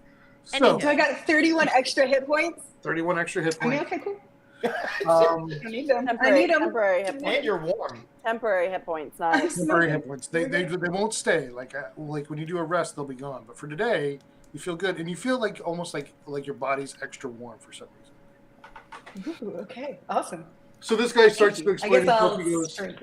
He goes, "Forgive me for not introducing myself. My name is Bombarian Vizric, but you can call me Old Bomba." And he does a bow, like a very swooping bow with his duster. Old Bomba, to your service.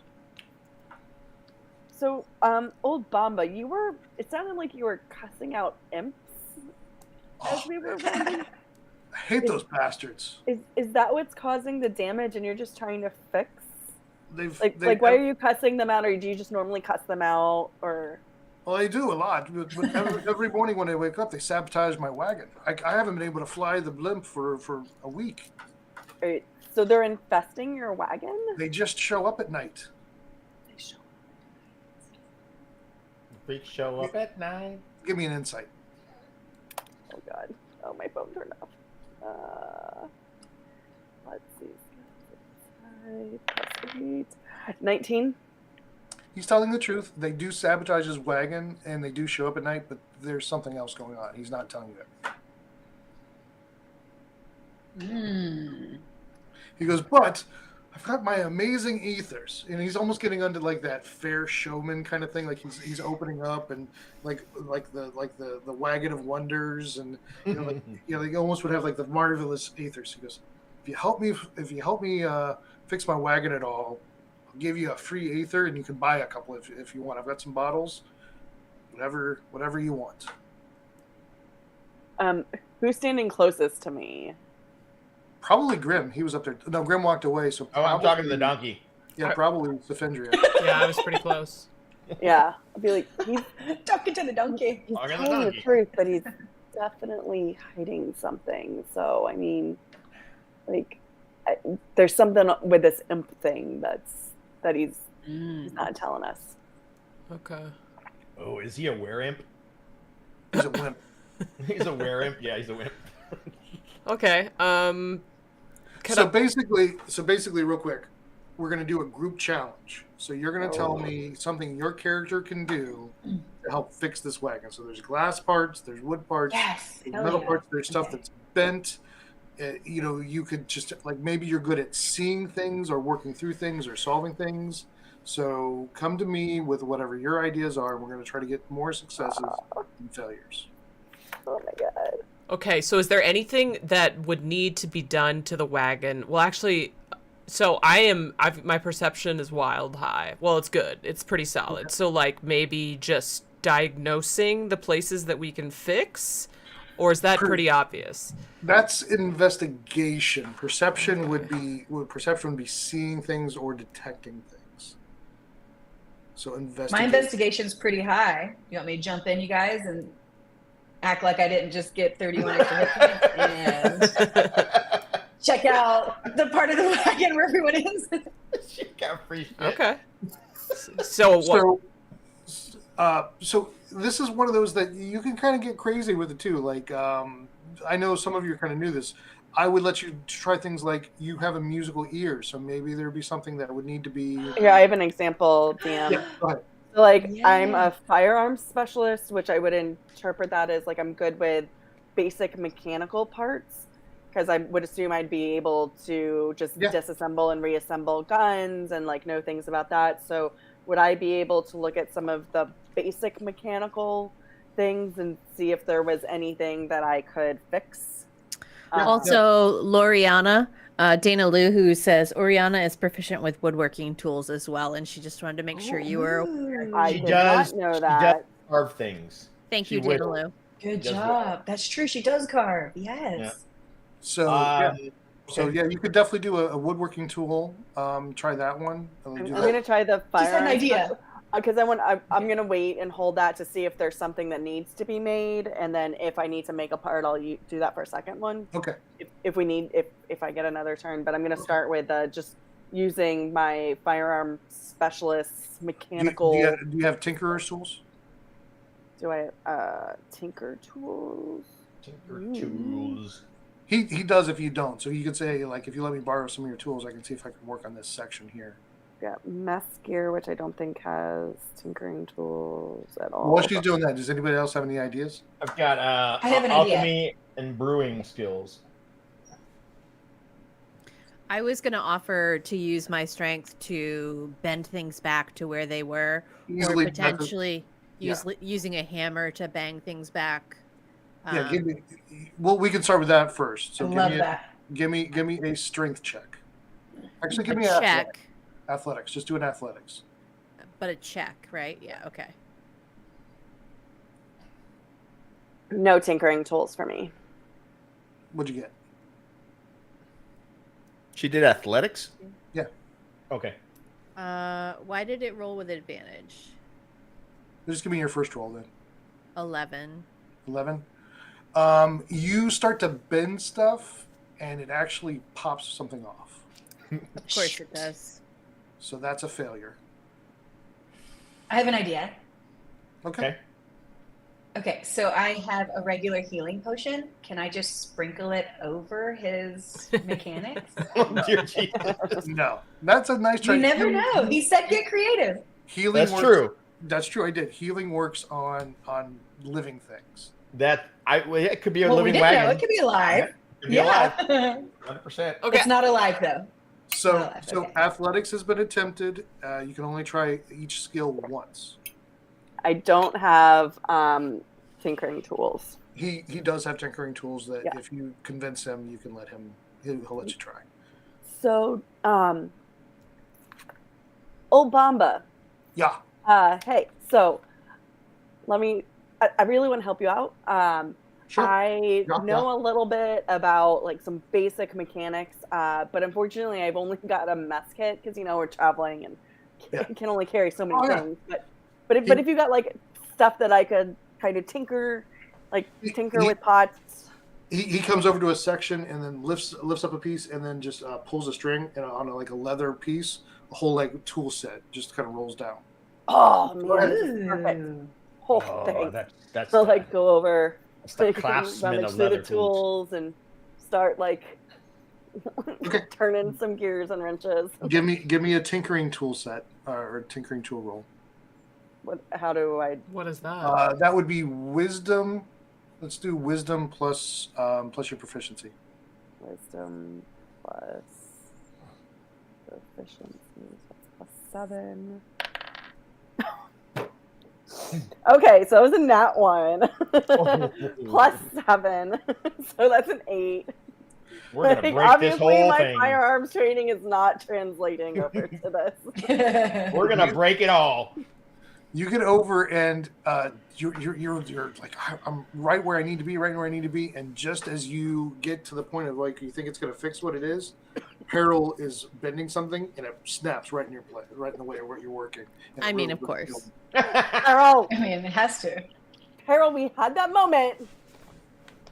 Okay, so with my background, you mentioned like if you, like I'm a musician, I'm an instrumentalist. Can I do the listening thing? There could be like a section that might have to be tuned.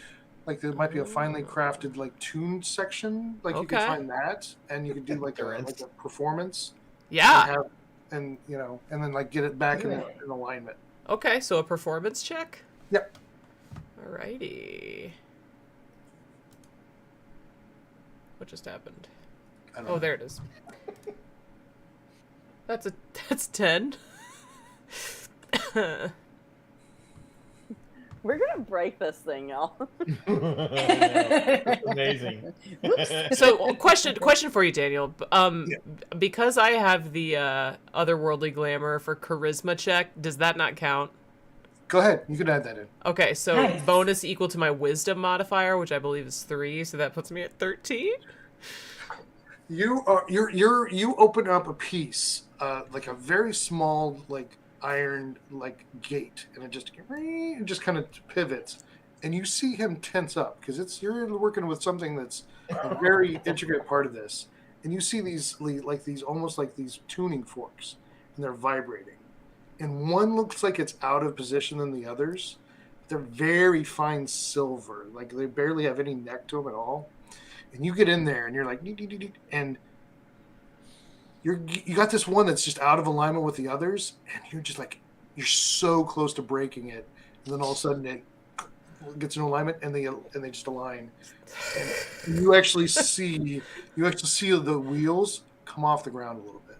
Woo! Like it lifts some of the weight, and he just goes, oh, and you actually hear you smell the ozone because he was getting nervous. All right. Good job.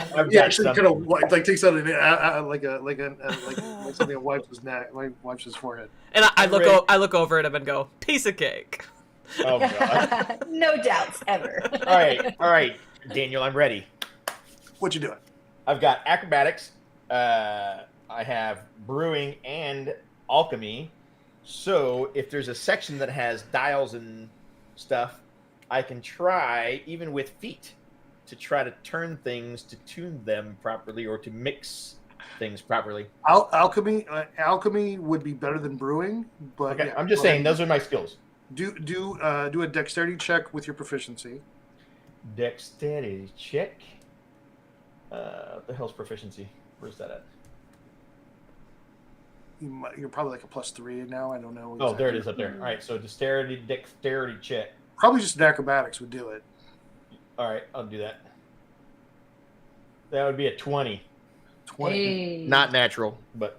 So you lean back and you're just kind of showing off. Safandria you're like, this is my moment. I'm going to show off, and you actually feel Grim run up your back and jump off your shoulder, and just start like hitting dials as he's going up across this thing, and all of a sudden, like a spider monkey. Yeah, exactly, just crawling sideways, and he just totally stole your moment.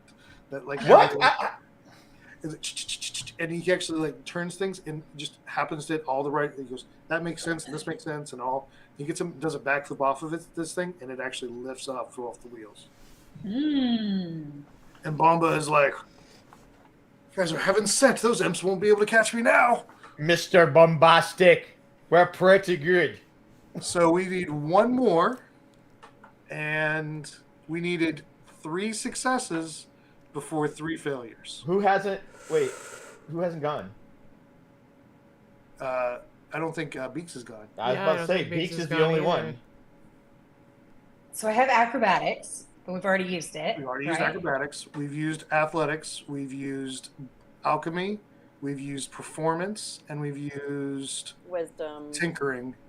Don't you have good investigation? Isn't that what you said? I have very good. Yeah, earlier I was saying I could investigate and see what's up and go from there. Yep. Take it in 2 steps. Okay. Yeah, 100%. Let me get back over here. 20. You get underneath this thing. Now that everybody's lifted up a little bit, you're like, nobody's looking underneath this thing. Let's go down and look underneath. And you open up this whole, like underneath the wagon, there's like another compartment, and you actually slide it open, and there is some kind of rock ore sitting in the bottom. I have history too. Oh shit. Okay, roll it. Roll it. I'm sorry. Yes. Oh, you're good. 14. This is something pretty commonly known because you know that you figure out that he's from Rostfang. And Rostfang is the world's only like builders of sky ships. So they actually have some way in Rostfang to create ships that go in the sky and float. I know about crystals and flying stuff. You do. But there's this thing called Wolkfeln ore that comes from Rostfang. And you heard somewhere that if it gets water on it, that's what makes it float. And above it, it looks like something had bent a faucet or like a spigot. And your investigation finds that you twist it back and you open it up, and it starts dripping ore. And as soon as the water hits it, it starts to lift the entire. Yay! Raise the ship. Now? Raise the ship. Floating now. Raise the ship. And so he runs over and he unhooks Mikhail, the donkey, who's still eating the same grass. Of course. And he goes, "You fixed it." Yes. We fixed it. We did it, you guys. And he's like, "Old Bomba is in your debt." And I fly over and hug him because I'm so excited we did it. You're very excited too. You're very excited. What did you pickpocket off of him? So I also used my stealth, and I Sleight of hand. pickpocketed him. Sleight of hand. My sleight of hand. I freaking knew it. I wish we'd streamed the last one. Ooh, I did 22. that. I got 22. Shit. I'm excited. You get a like a leather portfolio or like a leather folder, like a little thing like that, and when you walk away and open it up, it actually has a charcoal drawing of a young woman. Oh. So I'm like, oh no, this fell out of your pocket. And give it back. He whips around and his face completely changes and he grabs it real fast. Not like me, Yes. but just like it was very. No, absolutely, I give that back. I don't need that. And he puts it away and he slides it back in like with a sleight of hand, like you would do, and it just disappears into his cloak. And he's like, Respect. thank you. Respect. Game sees game. So I'm gonna give that back. he kind of catches his breath once he realizes that you had it. He comes back around, he turns back into the showman, he goes, Old Bomba holds to his promises. So each of you get to get one of my aethers. You can buy them, but you get one for free, but you have to take the chance. Wait, you're not going to tell us which one's which? No. Who wants to go first? What if I make you tell us? If you Damn, Carol. Yes. It's I part sit of the down. game. I sit down with Mikhail the donkey and watch. It's Old Bomba's ethers. Oh, God. It's an 8, by the way. Wait, Yeah. if you want to try, I will give you cast guidance on you to give you a little boost. Like I'll go over and touch and just be like, here you go. Here's a little extra, whatever you need. So is that just a D4? Yeah. Yeah. Hold on. Thank you. Very nice. 10. He just kind of pops his head and looks at you like, no. Don't give me a word, y'all. If Don't even worry anything, about us. if anything, Peril just looks grumpier now. Okay, can I look at him and just be like, okay, so level with me. God, we're all gonna take No, that. no, I'm just gonna say like You have to. level with me. For a ranger who loves performing, shoots a bow and arrow like you wouldn't believe, and is on a very important quest that I think that you would really support if you knew more about it. Though I obviously can't tell you everything. What would you say I should pick? You don't have to tell me what it is, but what would you suggest? He walks over and thinks for a second. He goes, "Listen, if you want them for free, you have to take the chance. If you want to pay me, we can give a specific one. Because I have a specific one that I think would work really well, but it's 25 gold. Jesus Christ! So Can I jump in and use my psionic whispers with a couple of my friends here? Yeah. Okay, so I'm gonna attach to Kritter, Tavern, and Peril. And I'm gonna let them know earlier I got sprayed with some orange and gained some hit points. So if you're interested, If go any for of orange. you ask, he'll say they're all positives. He's not selling anything that's bad. He goes, he just likes to have that chance. But he can get you something that does really well too. But it's 25 gold. What are the options again, DM? There's 100 options. Oh, do we have to roll 100 die? Ooh, No, I want to roll roll. once. Well, I you know. absolutely want to. I'm gonna roll. Yeah, I want to roll. Same. and it's 25 Now to roll. that I know that they're all No, positive. it's 25. Yeah, really? It's 25 if you want to look at the catalog, so you can pick something. Right now it's just to roll 100 to get whatever random thing is. And it's free because you helped him fix his wagon. Wait, do we have to all go at once, or can we wait to see the results of? You can wait. Okay, who already rolled? Derek, Peril. I rolled a 9. A 9.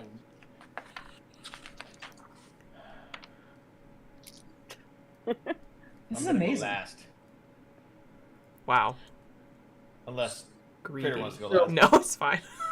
No, What this is going to do is it's going to give you. I'll go before Kritter. It's going to give you like a preview of what it is. So you're gonna take a quick sip of this gas, like you're gonna vape it.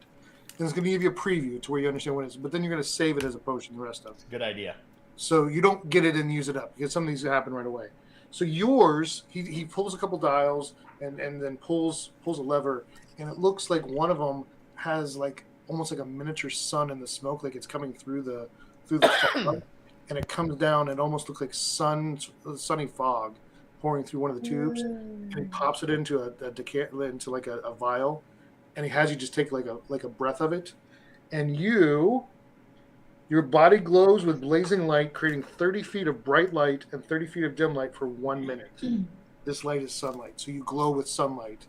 So you have a sunlight potion. I'm sorry. What was the range again? 30 feet of bright light and 30 feet of dim light for 1 minute, but you glow with sunlight. So some creatures are affected by sunlight. So you become ember.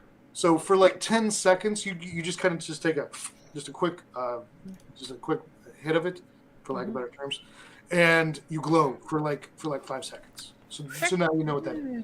Thank you. I got a 6. 6. Oh, those are low numbers. For out of 100, Yeah, like the like, statistical wow. likelihood of both of us getting below 10. I know, it's crazy. Yours, he pulls a couple other dials, and yours kind of goes from golden yellow to a deep orange. And you take a quick hit of it, and your alignment is inverted for 25 hours. We're going to do something else. Holy shit. I didn't realize that they were supposed to be all beneficial. So I didn't catch that one. So roll again. Roll again? Okay. Whoa. Yeah, that would have been bad. That would have been hilarious. That would have been something else. Yeah, that would have been hilarious. That would have definitely been Ursula. No, but you could have totally used it on a bad guy and then make them good first. Yeah, you could, but... True. All right, so 67. 67. These are all supposed to be beneficial, but I just want to make sure.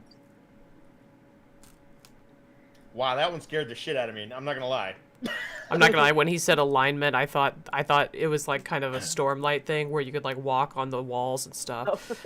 Yours, you actually, the one that you get actually looks like snow in the fog, and it's almost look like it's falling snow, almost like a snow globe kind of feel. And when you take a quick hit of it, you turn completely to snow. You gain vulnerability to fire damage, but immunity to cold damage. Well, that's a hell of a thing to go up against a white dragon. That'd be amazing. And that's for 1 minute. Do I look like Olaf now?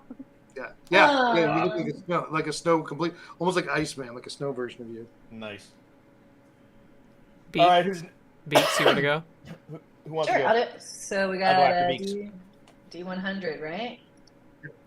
61. 61. I got 'em right.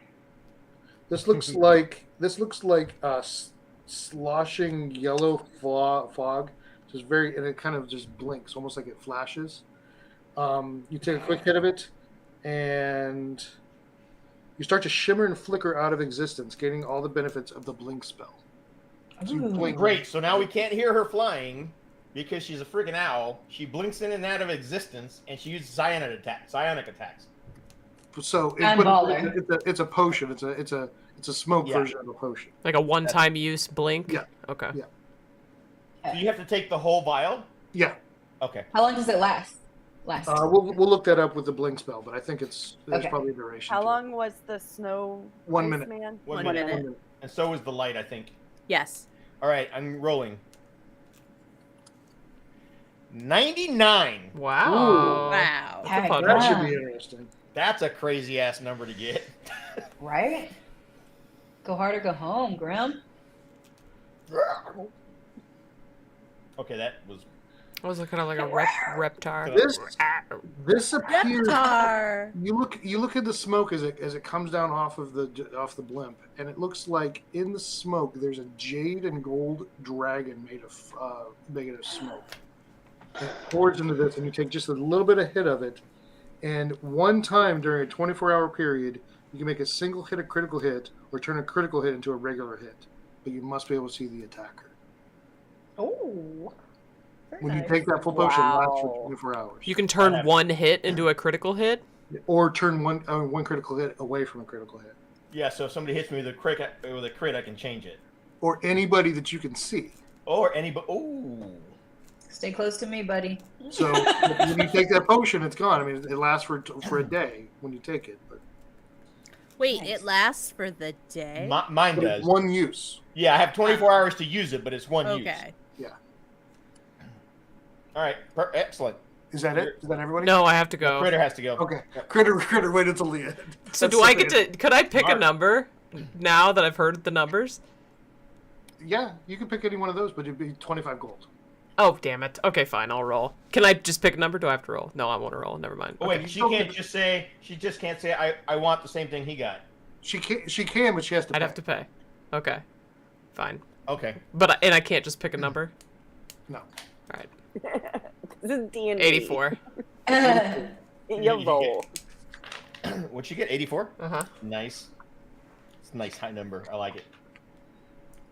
I was going to pick 100 if I was going to get to pick. Oh, that would have been so cool. This one kind of has the same feel as his when it comes down, but it looks like it's like a blue and golden angel flowing through the fog, almost made of the fog. And you restore a single use of the channel divinity feature, or if you don't have that, you have one use of turn undead, based on your level. Ooh. Do you want to trade? One use of turn undead, or I don't think I have the other thing. You can use it for a like a cleric like Oriana and get her back her channel divinity, which I think is a healing one. Do you want to be a snowman? Do you want to be a snowman? Let's talk about it later. Listen, that's kind of naturey, so. Yeah. I will say blink is 1 minute duration. Is it? I was looking at that. Perfect. Thank you. So, Probably. if I want to look you at the guys catalog. want to off camera, Yeah.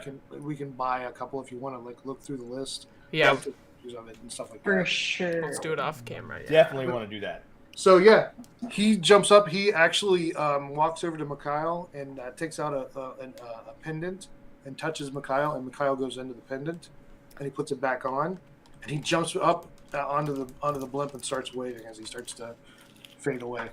Do we need to worry about these imps? No, they're just chasing me. Verdammt imps. Verdammt. Do I believe him? And he goes, "You just look for old Bamba. Just look to the sky." To the sky. Do I believe him when he says they're just chasing him? Roll me an insight. Please tell me that in your world, these Stormborn look like Samoans 26. with tattoos and stuff. 26, yes. He is telling the truth. It seems like he's having to deal with these imps from time to time. They come and just cause him problems. All right. So, guys, I guess we don't have to worry about those imps because, obviously they're after the ethers. Obviously. Makes sense. There were imps? So he starts pulling the wheels away and starts waving and basically he's just selling it as he goes. Tell everybody about old Bomba's amazing ethers. Mr. Bombas. Where are you going next? He actually says he's going to the Dino Republic where you guys came from, so he's heading to the coast. All right. Opposite. Stop by Fizzle Gigs. Yeah. I didn't know we were promoting Fizzle Gigs, but all right. I like it. I mean, obviously. Listen, if it gets me in good with her and we get married, I'm good. So, Aww. as we're going, so you guys are starting the day now. You just met old Bamba and helped him with his wagon. You are coming up into the mountains, to the base of the mountains, and I think that's where we're going to stop for the night. Oh. Because you're getting ready to start climbing the mountains.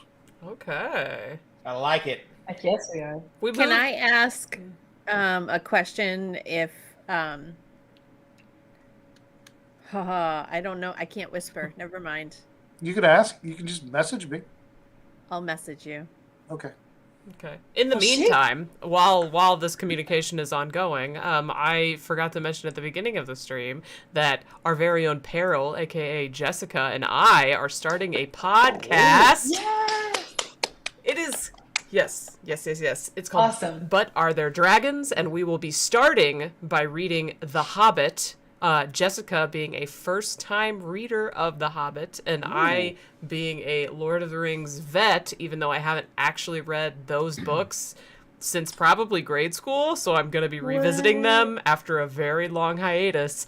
And so we'll be starting soon. Our first recording is this Thursday. We had a test recording, but our first recording of the chapter discussion is this Thursday. So we should be getting out, our actual product relatively soon. And if you want to read along with us, we're aiming to talk about chapters 1 through 4 for our first talk, though we're learning as we go, so we may talk about fewer chapters depending on how long-winded I get, because y'all know Both of us. Yeah, Both of y'all us. know I can be we could be long-winded. So We could talk. yeah. So but Are There Dragons? We're on all the social media platforms already. And yeah, and get excited.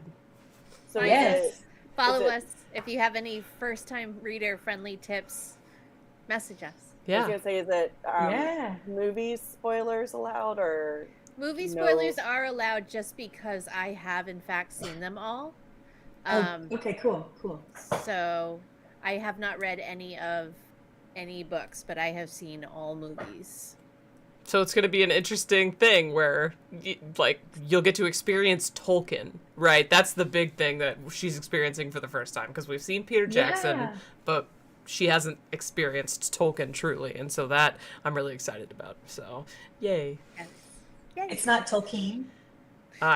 It's probably Tolkien. I don't know. Maybe. Jess, did you send me a message? No, because I wanted to. Sorry. pay attention to what Kritter was saying. I was trying to just get the plug in. I while... feel like no, and I'm on it, right? Like, please find us, follow us, like us. Definitely will. Yeah, for sure. Are you going to send him a message? No, I'll do it off camera. Okay. Okay, amazing. Nice. She has unique access to the DM. It's true. So true. Shoot. Is that a euphemism? Oh my god. Sorry. We're gonna get the tea now. Getting the tea now. Smash. Anyways, Look at the okay. time. Are you Look okay, at the Winespring? time. Are you okay? Carol's mad. I did. Okay. Speaking of unique access. Anyways, it's getting late for those in Eastern time, so I just want to ask before I start doing the closing ceremonies. Daniel, do you have any other final remarks as the DM? No, I think whenever we can kind of plan up the next one, it'd be awesome. Got some more planned, obviously, for the adventure, and it's just, you guys are a lot of fun. I'm really enjoying this. Amazing. This is so great. You're doing an awesome job. We appreciate you a lot. Yeah, Really, this is truly. amazing. We're aiming to do this once a month, so hopefully that'll be something that we can do on the stream, and then people can follow along. Yes. Yes. Fingers You crossed. said that it's mid-morning for us, right? Yeah. This was just kind of just as you were getting going, you saw the mountains in the distance, and then you started hearing this guy banging against the wagon. Cool. I Banging just wanted to on make the sure. wagon. Thank you. Okay, Right. well, this is probably going to conclude the stream. I want to say thank you once again to Leia for subbing in and being our Loriana. Zool, we did miss you. Love to see that you were in the chat. Yeah. Cool, yeah. Hope you feel better. Oh my gosh, Winespring, the thing. Mine doesn't do that, but You yours know. does. You know. Aw. I'm magic. I'm magic. How did she do that? It's because it's on her iPad, I think, right? Yeah, it's No, I'm not on an iPad. You're on the iPhone, right? How do you I'm not on do my that? iPhone. She's not going to tell us. Okay, It's she's a not- secret. Anyway, the latest Apple update. So I don't know what she's on, but the latest Apple update did the whole recognition thing where if you do a thumbs up, it pops up. If you do a heart, it shoots out hearts. There it does is. cool shit. It does a bunch of stuff. Anyways, Does it okay. do that too? Oh, there it is. What? All right, this is not an Apple ad. Data Luhu in the chat says Leia did such a great job as Yes, she Oriana. So Thank well, you. thank you so much for subbing. Handing. I cannot emphasize how last minute I asked her to join the stream. So the fact that she jumped in is so admirable, and we love Leia. Thank you. Well, and it was the perfect character too because Dana Lu plays a very similar-ish character in the campaign I have with her. So I was like, oh, I know what she does. She does spiritual weapon. Yeah. Yeah, she does. Yeah, it's usually a big axe, not a broom, but it still works. It's a different character. Still works. It still worked. Okay. Loriana, she's got the flowers. Loriana. Very She cute. she had sniffed some ethers and had that alignment inversion. Yeah. Okay. Does anybody have any final words, or should I just send us off? Yeah, so check out the merch. We have from Tavern. We have mugs for Will and Chill. We have beanies for Kritter. True. And New we creations have by Jen. hashtag Wadi Wadi. Explore Wine Spring. Check us out. Follow us on Well X done. if you haven't yet.